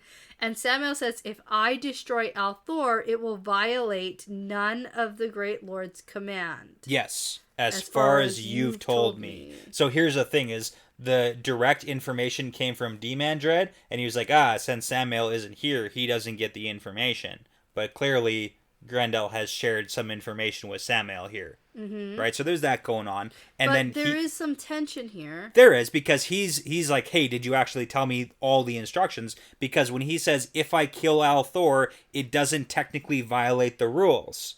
So the rule isn't don't kill Althor. But it's implied that it's like, don't kill Althor. Okay. That's why I was talking about that. All right. Yeah. So also at some point, I don't know where it is. Maybe I wrote it down. Yeah. But it seems like Samael is confused. Sure. As to why Rand is focusing his attention on him. Yeah, I mean, maybe a little bit. No. Like, straight up, he's like, I have no idea what's happening. I don't get it. And so it's really funny to me because it seems like that other, like, the original shitty alliance, where they were sending the Dark Friends into the waste, yelling Samael and the Golden Bees, and sending the Aiel Dark Friend at the mat. Maybe he wasn't totally in the loop. With the Golden Bees dagger. Like, they were clearly setting up Samael. Yeah. And that was part of it. And Samael was like, I don't like this plan. Yeah. Like, we did get that. It was kind of like a, hey, go after Samael. We'll totally come to and then we'll cover you. We'll cover you. And he was like, no. I don't want to be the bait, guys. I don't want this to happen. And they're like, don't you trust us? Oh, like, yeah. No, he doesn't. That's the issue. And so now he's like, I don't get it. Yeah. Because I guess he thought they weren't going to follow through with that. Yeah. Yeah, maybe, well, you know, I don't know. He seems legitimately, like, confused so, like, I really think that he personally did not send any of those Golden Bees messages to Rand. I'm good with that. But yeah, Rand doesn't give a shit. Doesn't matter. He's going to kill all. He knows that it's a Forsaken and where he is, and here's the plan. Yeah, it's very like Pokemon, right? I know where you are. Gotta kill them all. Catch. Well, it's, you know, or catch. Oh, I've been playing it totally wrong then. Is that not how you play? Yeah, that's not all right. Oh, man. Okay. Where are we? What's happening? Okay, so There's so much going on. We get a whole bunch of like little pieces and tidbits of information. One line I do want to point out here is that she mentions to Samael that we, being the Chosen, used to plot against one another almost as hard as we fought Luz Theron, and we were winning before he caught us all gathered at Shale Ghul. Right, and that's when they all got trapped. They all got trapped when LTT and the 100 Companions all went down to Shale Ghul and locked them all up. I wonder if it was a trap. Ooh, a trap in Shale Ghul itself. Yes. Yeah. And we know like a lot of the backstory about how, like, you know, the women Aes Sedai didn't want to come with them. Yeah. So he just took all the guys. Right. I don't remember that, but I trust you. And that makes sense. Well, we know that it was only guys who went to Shale Ghul. Yeah, but I didn't know it was because the women didn't want to go. Yeah, we got that whole big argument in Viridian and all that stuff. Like, there's a whole bunch of... I understand we might have gotten tidbits. Information in the past. Remember the whole Kalendor thing? And they're like, hey, what do we do with all this stuff? Nope. We'll do a reread. It's okay. Oh, God. We got like 8 more books. It's cool. See, I told you this chapter was confusing. And I get that. It's going to get worse now. All right. So during this argument about Rand, Samael says Rand is still just an ignorant boy, regardless of what Asmodean teaches him. He still does not know anything, and he thinks that making a few lords bow is, quote, conquering a nation. Yeah. Yep. He only has the Aiel following him, and he doesn't even have all the Aiel. So, like, they know about that. I love his little, like, oh, who would have thought they would have changed the way they did? Because, you know, Aiel back in Age of Legends, very different. That's true. I think it's very easy for us to forget about the Daishain Aiel that these Forsaken woke up into versus what they went to sleep in. From. Yeah, very different. Very different. And so only the Aiel truly follow him, and Grandel tells Samael that they have to work together to defeat Rand. Yes, and new alliance. Samael's like, cool, I agree. Let's work together. Let's form a link. Yeah, and again, more linking information. Like, no. Yeah. Well, and this is, again, because we had some issues where, like, we don't know everything about linking, so I'm trying to, you know, help educate you on that side. Uh-huh. So linking between a man and a woman, one man, one woman can link together. The woman has to initiate, but then she has to trust the man enough because he's the one who, like, he has to guide it. He has to be in control, and he has to release it. Yeah. So if he doesn't release it, she's, like, forcibly in that link until he stops it. Mm-hmm. Yeah. So there's rules to, like, how linking works and what can happen. I really hate that. Yeah. That sounds terrible. Yeah, and that's why, like, trust factor is important in linking. Yeah, but also, what if a woman is, like, coerced into linking, and then she has no control? Yeah. That is awful. That sounds terrible, and I hate that. Yeah, that's the point. Yeah, I don't like it. It's bad. I'm telling you, I don't like it. Well, we can put that on the record of things we don't like. Good, because I got the heebie-jeebies about it. Yeah. I don't like it. Well, and you'll notice that she does not, in fact, link with him. She's like, no. And he's like, I thought so. Oh, goodness. That's why I always say link with people you trust. Yeah. No? No. All right, so Samuel is fed up with the conversation, and he wants to know if there's anything else, because Semirog apparently missed the last meeting, and nobody knows why. Yeah. And then Masana still thinks that Rand will be in their hands soon. Yeah, that's really important. Always thinks that. But why is that important? Because we learn later that she's actually in the White Tower. She's in the White Tower. And you know that RJ would never totally introduce us to Masana in the tower, disguised as not Masana. That totally didn't happen already, right? I hate everything about this chapter. Oh, man. We just get so much great information. So let's break this down real quick. No, hold on. We're not even there yet. It doesn't matter. Yes, it does. Can we wait till we're at least there? Okay, we can wait a little bit longer. We can wait till we're there so at least it makes sense in context. Because there's other things I have questions about too. Okay. Just wait. Okay. Pump the brakes. It's like, this is what happens. There's like, here's a bunch of new Forsaken. Chill out. Okay. Demandred wants Samuel to be careful, and Samuel doesn't like that Grendel is playing both sides. Yes. And so he tells her to tell Demandred that he should be careful. And Samuel thinks Demandred is doing something with, quote, events to the south, but also says he doesn't want him or his friends interfering with his plans. I have no idea. Okay. I wrote it down from the book, but what is happening? Okay, here's what's happening. There's a bunch of middle school drama going on where it's like Samuel and Demandred don't talk to each other, so Grendel is literally the go-between. Demandred's like, hey, don't tell Samuel anything, and Samuel's like, you go tell Demandred that he should be careful. I don't need to be careful. He's got to be careful, because if he comes and tries to interfere in my plans, I'm going to be upset. So Samuel, who is an Ilian, thinks that Demandred is also somewhere in the south messing around with stuff. And he thinks that he's like interfering. So when he says, hey, don't let you or your friends, as in dark friends, don't come mess with my business because I own the south. I own Ilian. Okay. Right? And Grendel is just literally this in-between trying to negotiate between these two boys. She doesn't even care. No, she doesn't. Yeah. No, okay. And it's like Demandred and Samuel just being a bunch of buttholes to each other because they're a bunch of Forsaken. Okay. Yeah. That's basically what's going on here. Yeah. All right. So now, you know what? I gotta say one more thing, though. Oh, what? Important deal here. Because he thinks that this time, when the final seal is shattered, he's gonna present the Dark One with nations who are ready to follow. Okay. Do the seals matter? So the seals matter. Well, the Forsaken think they matter. Sure. That's what I'm gonna say on that. Okay. I'm still not convinced they still matter. Okay. Yeah. This also implies that this isn't the first time that the final seal has been shattered. Just saying, because this time when the final seal is shattered, he's going to present the Dark One with nations ready to follow. And sure, Samuel, sure. Yeah. You're about to have one nation You're crushed. about to get wiped out, buddy. Yeah, you're literally about to be crushed. And From what it looks like. And you're not even sure why. Yeah. Okay, sure. This is going to be a Couladin thing Samuel where it's like, we're going to kill you off screen. At this point, Samuel seems less competent than even Asmodean. It seems like he's just like... You were thinking about, who should I insult with this? I know. Oh, less competent than Couladin. Yeah. Off-screen death. Yeah. Let's do it. Yeah.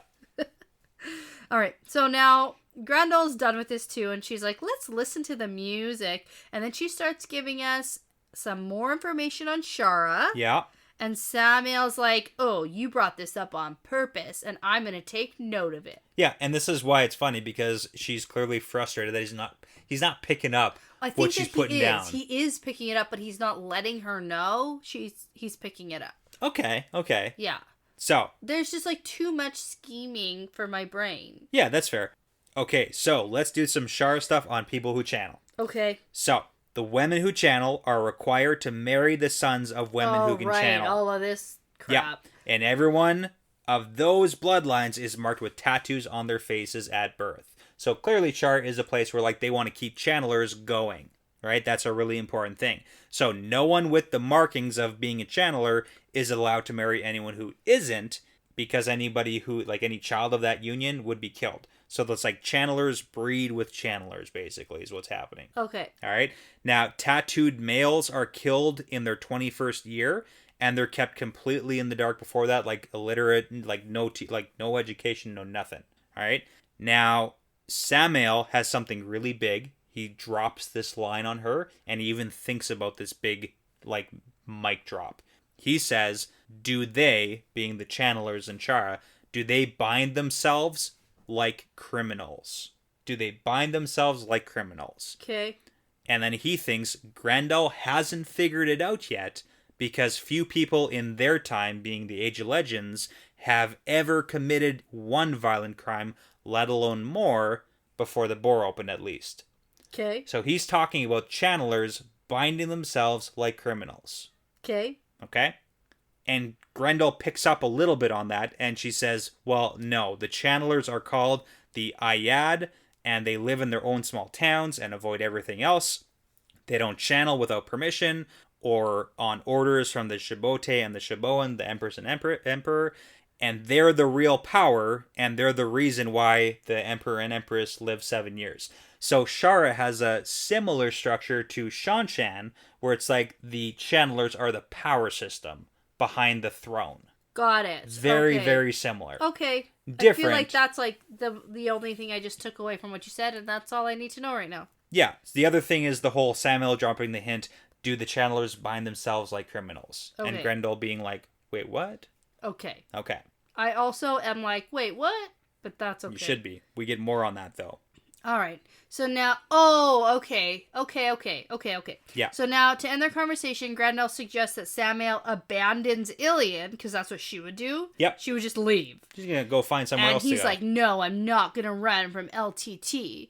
And then he says, next time you can come to me, because he's disgusted by all the people compelled. And she says, if you are still there, but like under her breath. Yeah. And then a gateway opens. Yep. And slices. Cuts a dude in half. The dude in half on purpose. And then he leaves. Yeah. And then we get a switch into Grendel's perspective, like the second that he leaves. And she's like disappointed that she's just lost a pet. Yes. And she's annoyed that she's probably going to have to clean that blood up herself. Shoot. Terrible. Yeah. So gateways kill people. Are dangerous. They're dangerous. We know that. And that's why Rand doesn't open them unless it's like in Matt's room. But like, you know. Hopefully Matt's not just like standing right there. It's plot armor. Part of the pattern. Plot armor. It works. Yeah, it works. It's fine. Yeah. It's fine, okay? Rand's a little bit crazy. He's like, it's late. You should be sleeping.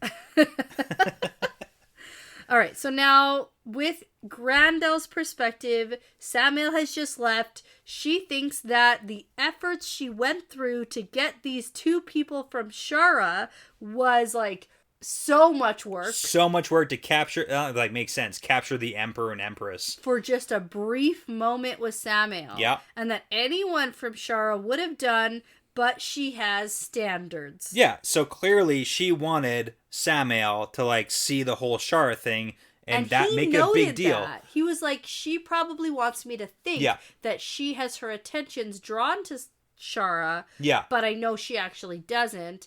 And she probably wanted him to think that too. And he. But that's the question: is why does she, who is in Eridoman right now, want him to be aware of what's happening in Shara? Because she's got plots. She's got plots, okay. Plots. But it's like, why does she want him to know? It's a whole bunch of question marks. Tuck it away. She also thinks that Rand is too dangerous to be left alive, but she doesn't want to take the blame for doing the killing, so she really hopes that Samael will end up killing him in this like whole alien invasion. Yeah. We get a little bit of an age explanation here too for her. Okay. She had studied minds for 400 years. Whoa, that's a lot. Yeah. Before she was like sealed away. Cool. Yeah. Like 400 years of studying brains and stuff like that. Like that's a long time. So lifespan, super long. All right. So now Grendel thinks that it's interesting that Samael was able to find out about the binding. Yeah. And I put in brackets, like in capital letters, what? Question mark? Yes. Because I have no idea what this means. Do you still have no idea? Kind of. I feel like when we get to the Semirog stuff. Okay. maybe it's answered. Okay. Because that's what they wanted her to do. Bind her? No. Okay, are you going to tell me? I'm going to lead you to the answer. Okay, go. Okay, so Samael's like, hey, do those channelers bind themselves like criminals? Okay. And then here, Grandel's like, hey, it's interesting Samael knows about that because I wouldn't have known that unless Mesaana hadn't accidentally made a slip about the binding themselves like criminals. And she wonders how long Mesaana has been tucked away inside the White Tower. Right. Mesaana is in the White Tower, and that's where she's made her home base. Yeah. And she knows about channelers binding themselves like criminals. Okay. There's a very specific ceremony that Aes Sedai do with a certain thing when they become Aes Sedai. The Oath Rod. Yes. Oh. Oh, okay. So, the Oath Rod... No, okay. I didn't get that at all. I have no idea. So that's the big thing, is it's a big deal because it's clearly, like, the Aes Sedai of the Age of Legends, that's not, like, saying these oaths and doing all this stuff. Well, in the Age of Legends, there, like, was no crime. There was no crime. There was no nothing. There was no, like, oh, don't lie, don't make weapons, because they made weapons. Yeah. Right? They tell lies. Right? They use the one power as a weapon, but that's a thing that Aes Sedai Not really in the Age of Legends, did they? I thought the Age of Legends was so peaceful and so wonderful. It was, but like when the Bore opened up and then they reinvented war and all that stuff, it's like, hey, there were no... Well, and then that's why the laws and rules and oaths got put in place. Exactly, so people could reinstill... But the Forsaken don't get it. The Forsaken don't get it because they bind themselves like criminals, and that's why Samael was like, hey, nobody killed anybody once, let alone multiple times in our age. Yeah. So criminals would bind themselves on the Oath Rod as like a punishment.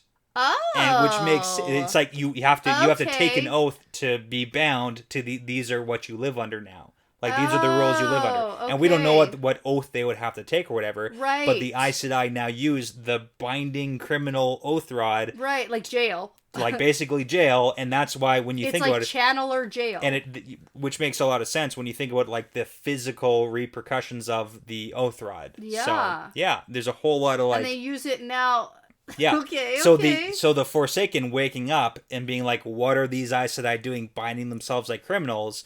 And also, like, this is the part where we find out that Mesaana is in the White Tower. That's huge. She clearly knows about the oaths, and if she saw that Oath Rod being used, she'd be like, what the heck are these guys doing? Well, right. And obviously, any Aes Sedai in this age who has become a Black Aja has gone to the Dark One to have, like, those oaths probably taken removed somehow. Somehow. So, yeah.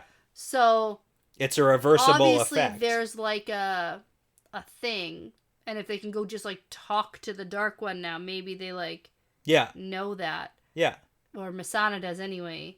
Okay. Now, the whole Mesaana being in the White Tower, this is where the reveal away is here. Yeah. Yeah, so cool. So what I was thinking is, did she enter the White Tower as like a novice initiate? And work her way up? Or is she like in the kitchens? Sure. Doing that thing where she like hides the fact that she can channel? Okay. We got from Mogedion that you can like hide your like so that people can't sense you can channel. Okay. Right? Yeah. So there's like a couple options. She's either like a servant in the White Tower. Sure. Or she's like become an initiate of the White Tower. Yeah, I mean she could like pose as a Aes Sedai too. Yeah. Pose as an Aes Sedai that none of them have ever met? Well, why would you have to... We've met Else Grinwell multiple times. Oh, that's true. I'm just saying, like, Lanfear's already done it. I'm sure Else Grinwell never actually went there. Yeah.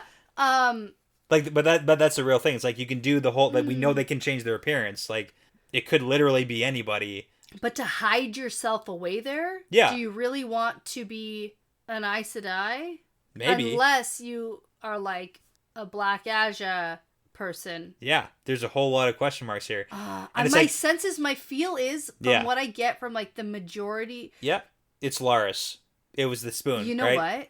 I can't believe you just said that. Because, were you thinking it? I actually I think we're all thinking it. Come on. I can't believe... Now that you said it, though, I can't say it. Because there's no way that I would just, like, say the person that it actually is. That would be crazy, right? No, That'd be too bold. That would be bold. Yeah, okay. Yeah.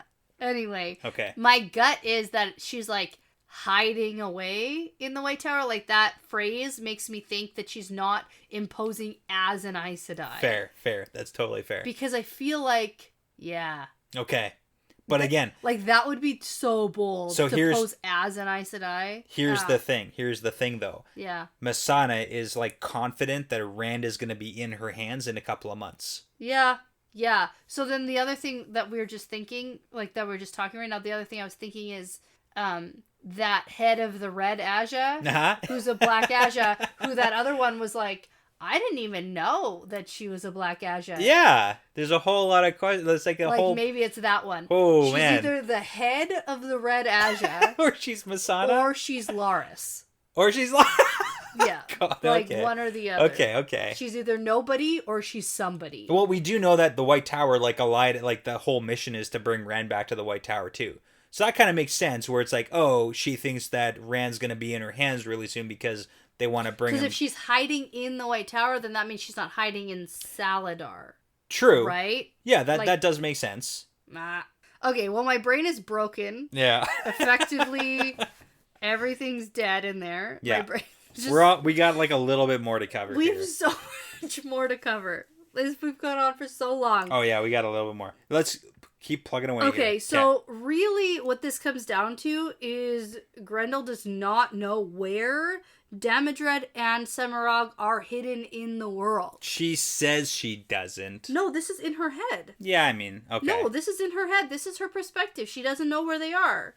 Okay, fair. And she only knows where Missana is because she was angry and accidentally revealed it. Yes, okay, fair. Now, one of Grendel's servants comes up to announce the arrival of Lord Ituralde. Ituralde. That's one of those ones that I'm pretty sure changes. Yeah, I'm sure. I have no idea. Yeah. But that's what the audiobook says. So she says, then he shall speak with the lady Basine. And that's when she does the illusion. She's like, oh, look. Yeah, yes. And then that's when the other part made sense later on the reread of the chapter. Yeah.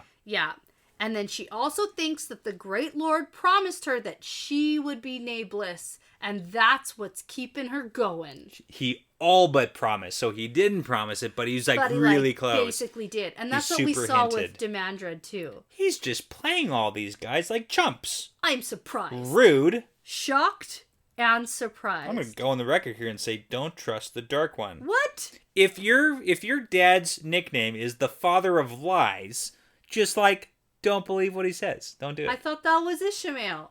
What? What's happening? The Father of Lies is the Dark One. I thought Ishmael was the Father of Lies. Well, he liked to think that he was the Dark One. He was crazy. Brett, there's no time.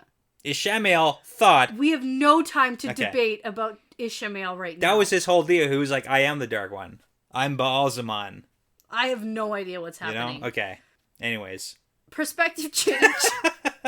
Perspective change to Semirog. Yeah, let's get into this one. Another freaking one. Oh, man. So she closes the door behind her. She enters some room that looks like a prison, and she doesn't love the aesthetics here. She would prefer it to be sleek and sterile like a hospital room, basically. She would like it to look better. Yeah.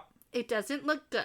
But right now, she's looking at a woman hung spread eagle from nothing in the middle of the room. Yeah.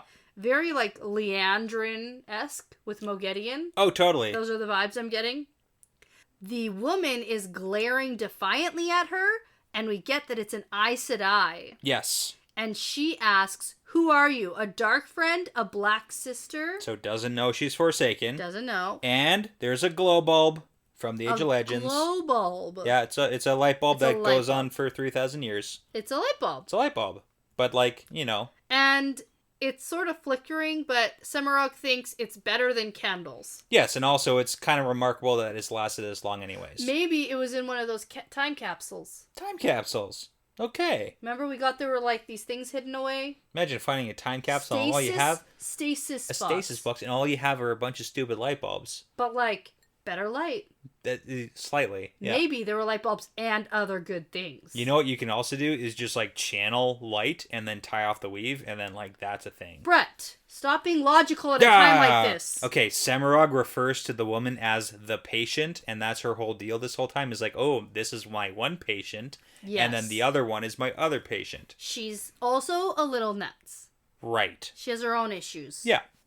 So now Semirog starts into the Aes Sedai and burns up all her clothes because it's better when they're more vulnerable. Yeah, makes sense. And she asks, "Who are you?" Yes. And then we get into the torture method that Semirog uses. And I have to say, I have finally officially found a Forsaken I don't like. Oh, you don't like her? 100%. Okay. This is as uncomfortable as being in a Patton Fane perspective. Yeah, it is pretty uncomfortable, but I think that's like fantastic writing where he can make you feel uncomfortable reading. It's so good. What he's doing to these people.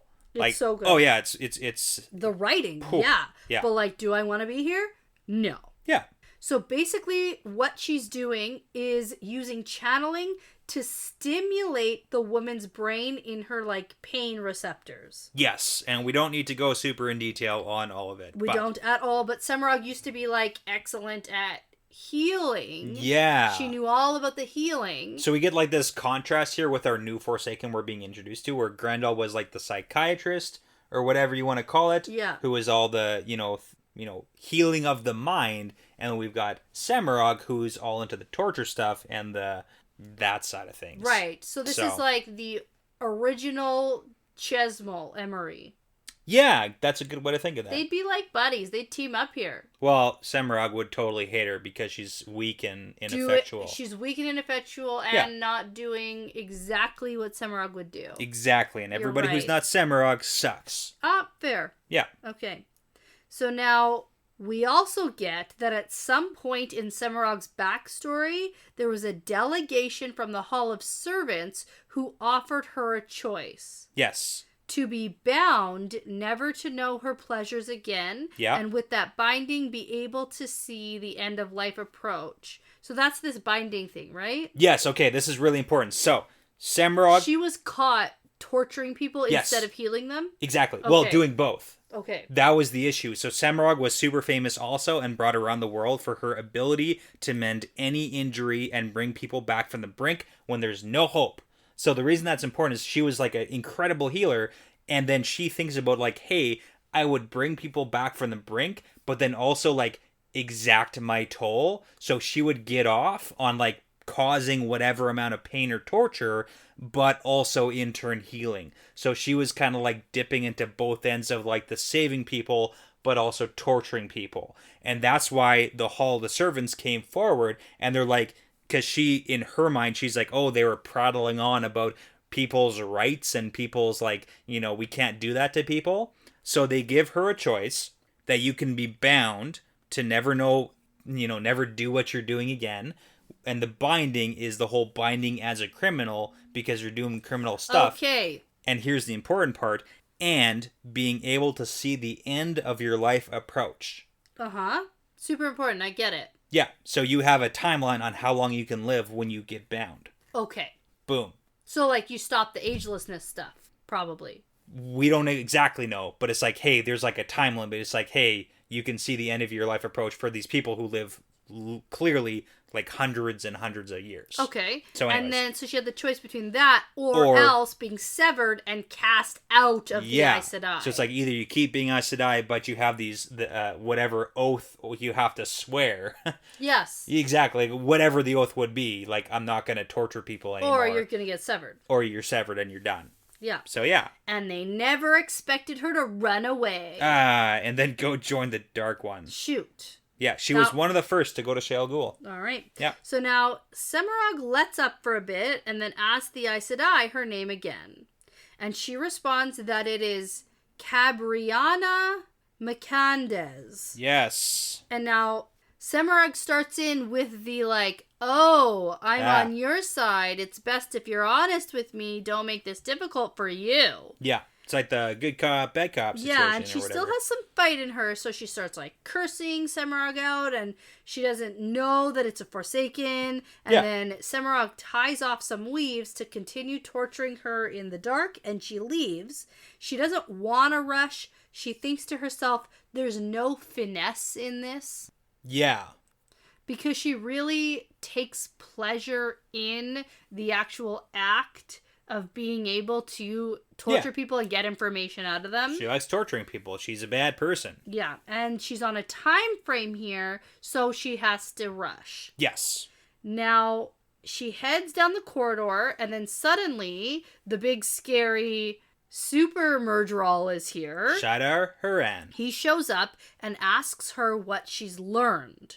And then Semirog says just her name. And then Shaidar Haran tells her to hurry the F up. Yeah. Because this entire situation seems like it's on direct orders of the Dark One. Yeah, and it does seem very interesting because we get a whole bunch of stuff here. Because, like, why is this specific Aes Sedai, like, supposed to be... And her order, which is, like, one and the same. We do get that it was on orders, like, the Fade basically kidnapped them, and it's, like, one and the same. That's the whole Warder thing we get a little bit. But it's like, why... We have to get information out of them, either about, in my opinion, we don't know this for sure. Okay. My opinion is they need information either about the Aes Sedai specifically, or about what the Aes Sedai know about Rand. Interesting. Okay, that makes sense. So, like, maybe she knows something. What does the Dark One want to know? Yeah. From Aes Sedai specifically. And why do we have to kidnap and then torture to get information out of this specific one? What Semirog thinks about at some point is if this Aes Sedai dies, she's going to have to stay here and wait for another Aes Sedai to be captured to question. Yes. So it doesn't seem like this one Aes Sedai is like the one that they care about. Okay. It's just like Aes Sedai in general have information that they might want. Awesome. That's what I'm pulling out of this. Yeah, no, that's good intuition. So now Semirog goes to her second captive, which is the Warder. He's definitely defiant. And she thinks about how there are peculiar bonds between Aes Sedai and Warders, and the Aes Sedai have come up with something that none of the Forsaken understand. Yeah, this is huge. Mm-hmm. This is big, because Warder bonds were not a thing in the Age of Legends. That's right. Which, again, kind of makes sense, because the power levels of Aes Sedai in Age of Legends is so far above what they are now. Yeah, and now they figured something out that they never figured out. And it's like, oh, wow. Well, because it just wasn't necessary back then. Exactly. You don't need, like, a soldier man attached to you. That's right. Yeah. And now, from what she knows, it's possible this man might have felt some of what the sister is going through. Yes. And from what we know, yes. Definitely. Yeah. Oh, hundo percentage. So Semirog taunts the Warder a bit. Then she starts torturing him, but sort of with, like, pleasure. Yes. Like the pleasure centers of the brain? Because she can do the pain or the pleasure center. I don't know enough about brains to be like, is that a thing? I want more than anything to dive into the neuroscience behind what could be possibly happening here. But not at the 2-hour mark. That's for another podcast. We will I'll tell you, I'm working on my master's in neuroscience, and I want to be able to dive into kind of some of this stuff. Because I don't know if 100% it makes sense. Yeah, that's fair. I was curious about that. I have to tell you, I don't know. What if I use smart words like dopamine or... Dopamine for sure. That's actually what I was going to say, is she's probably accessing the neuroreceptor. Like Nailed it. The neurotransmitters. I was going to say the same thing. That's crazy. The neurotransmitters? I was going to say the exact same thing you're saying right now. Yeah, because that's probably what's actually happening, because there's not just like one kind of spot in the brain that's like, ooh, pain, pain, pain, poke it. Or pleasure, pleasure, pleasure, poke it. Yeah. It's not like that. But, no time. No time. Okay, let's keep going. So there's the pleasure stuff where you give lots of pleasure and then take it away. And then they'll say anything to get the pleasure back. That's kind of like opposite pain stuff that she's doing. The major issue is that her mind is like super wandering while she's doing this. Starts to wander because she doesn't actually care. Yeah. Because this guy's not actually important. And she kind of dives into the whole like, hey, the Murdral was told to kidnap the Aes Sedai, and in the Murdral's mind, the Aes Sedai and Warder are inseparable. They're the same thing. So he captured both, but for her, it doesn't actually matter what happens to the Warder because the Aes Sedai is the important one. And then she starts saying about how Rand is super focused on Samael, so she knows about that, and how Grandel and Samael are definitely working together to some extent, And then how it's troubling that all the Forsaken seem to be just disappearing. Yes. So Semirhage starts thinking about how even she and the other Forsaken are still just pieces on the board to the Dark One, and she's just getting secret orders, and it's definitely possible that others are as well. Yes. So she thinks about, how is this going to fit in with my plans? Yeah. You know. Here's the big deal here too. Oh, also side note, Semirhage wants Lanfear to be alive still because she wants to get her hands on her for some reason. Lanfear's always like dabbling in her plans or whatever. Well, I think Lanfear's always dabbling in everyone's plans. That's true. But anyways, this is the big part where, oh, you know what? I totally made a big mistake. What? I said Grendel earlier about the whole, like, who sent the Fades and Trollocs. Yeah. It was Semirhage. Semirhage. Yeah. Oh, I'm glad you cleared that up. Yeah. Not that I would have remembered any of it, but somebody is coming at you for that mistake. Oh, yeah, they will. They'll probably, like, respond before they listen to the rest of this episode. Probably. And be like, as soon as I said it, they're like, nope, it was Semirhage, but it's like, I'm going to correct myself right now. So, like, Semirhage was the one who got secret orders to send in the Fades and the Trollocs into the Stone of Tyr battle to fight those that were sent by Samael. In my opinion, at this point in the story, it doesn't matter who got the orders to save Rand. It wasn't Lanfear. It wasn't Lanfear. That's what's important. Yeah. But Semirhage, not Grendel. Yes. I could see how in this episode that mistake was made. Yeah, totally. Now, there's also an odd feeling that's happening, and she goes, oh, what's going on? She's just killed the warder. Yeah. He's just like, Dad. Shoot. He's chewed off his tongue. Yep. She's not really worried about this, but she's slightly concerned that she may have also killed the Aes Sedai because she's not 100% sure about how that bond works. Doesn't get it. And she still needs info out of that woman because she doesn't want to sit around and wait for another one. Yeah. So she heads back quickly, and she can still hear the screams. Yeah, so it's all good. And Don't even worry about it. It's all good. No worries. And she's like, actually, there is some fun in this. Awesome. Great. Well, this is fantastic. And Semirhage is just the best. that's the end of this chapter. Love it. And as much as I love getting, like, information about what's going on, I didn't love this. Okay, This is the most confused I've been in a very, very long time. So, did I help at all? You definitely helped, but in context of the entire story, how much of this is going to stay in my brain, I guess we'll see. Yeah, at least it's on record so that I can reference it later on. Yeah.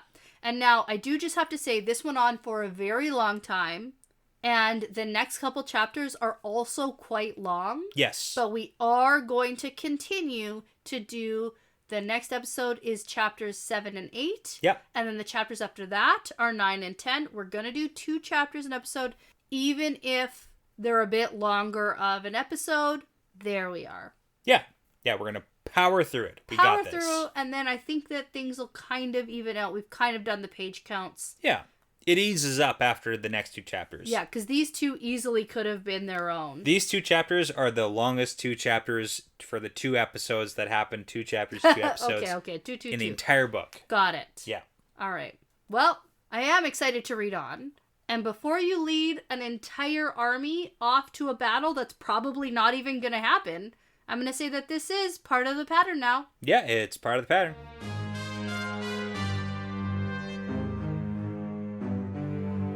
Well, that's all for now, folks. Thanks for sticking around to the end of the episode, and thanks for listening. The Wheel Weaves is hosted by Dani and Brett, produced by Dani and Brett, with Essen, Passion Socks, Mozyme, Moltude, Benjamin, Michelle O'Brien, Jamie Young, Cody Fouts, Megan Smiley, Jonathan Reese, and Kaz. With music by Audionautics.com.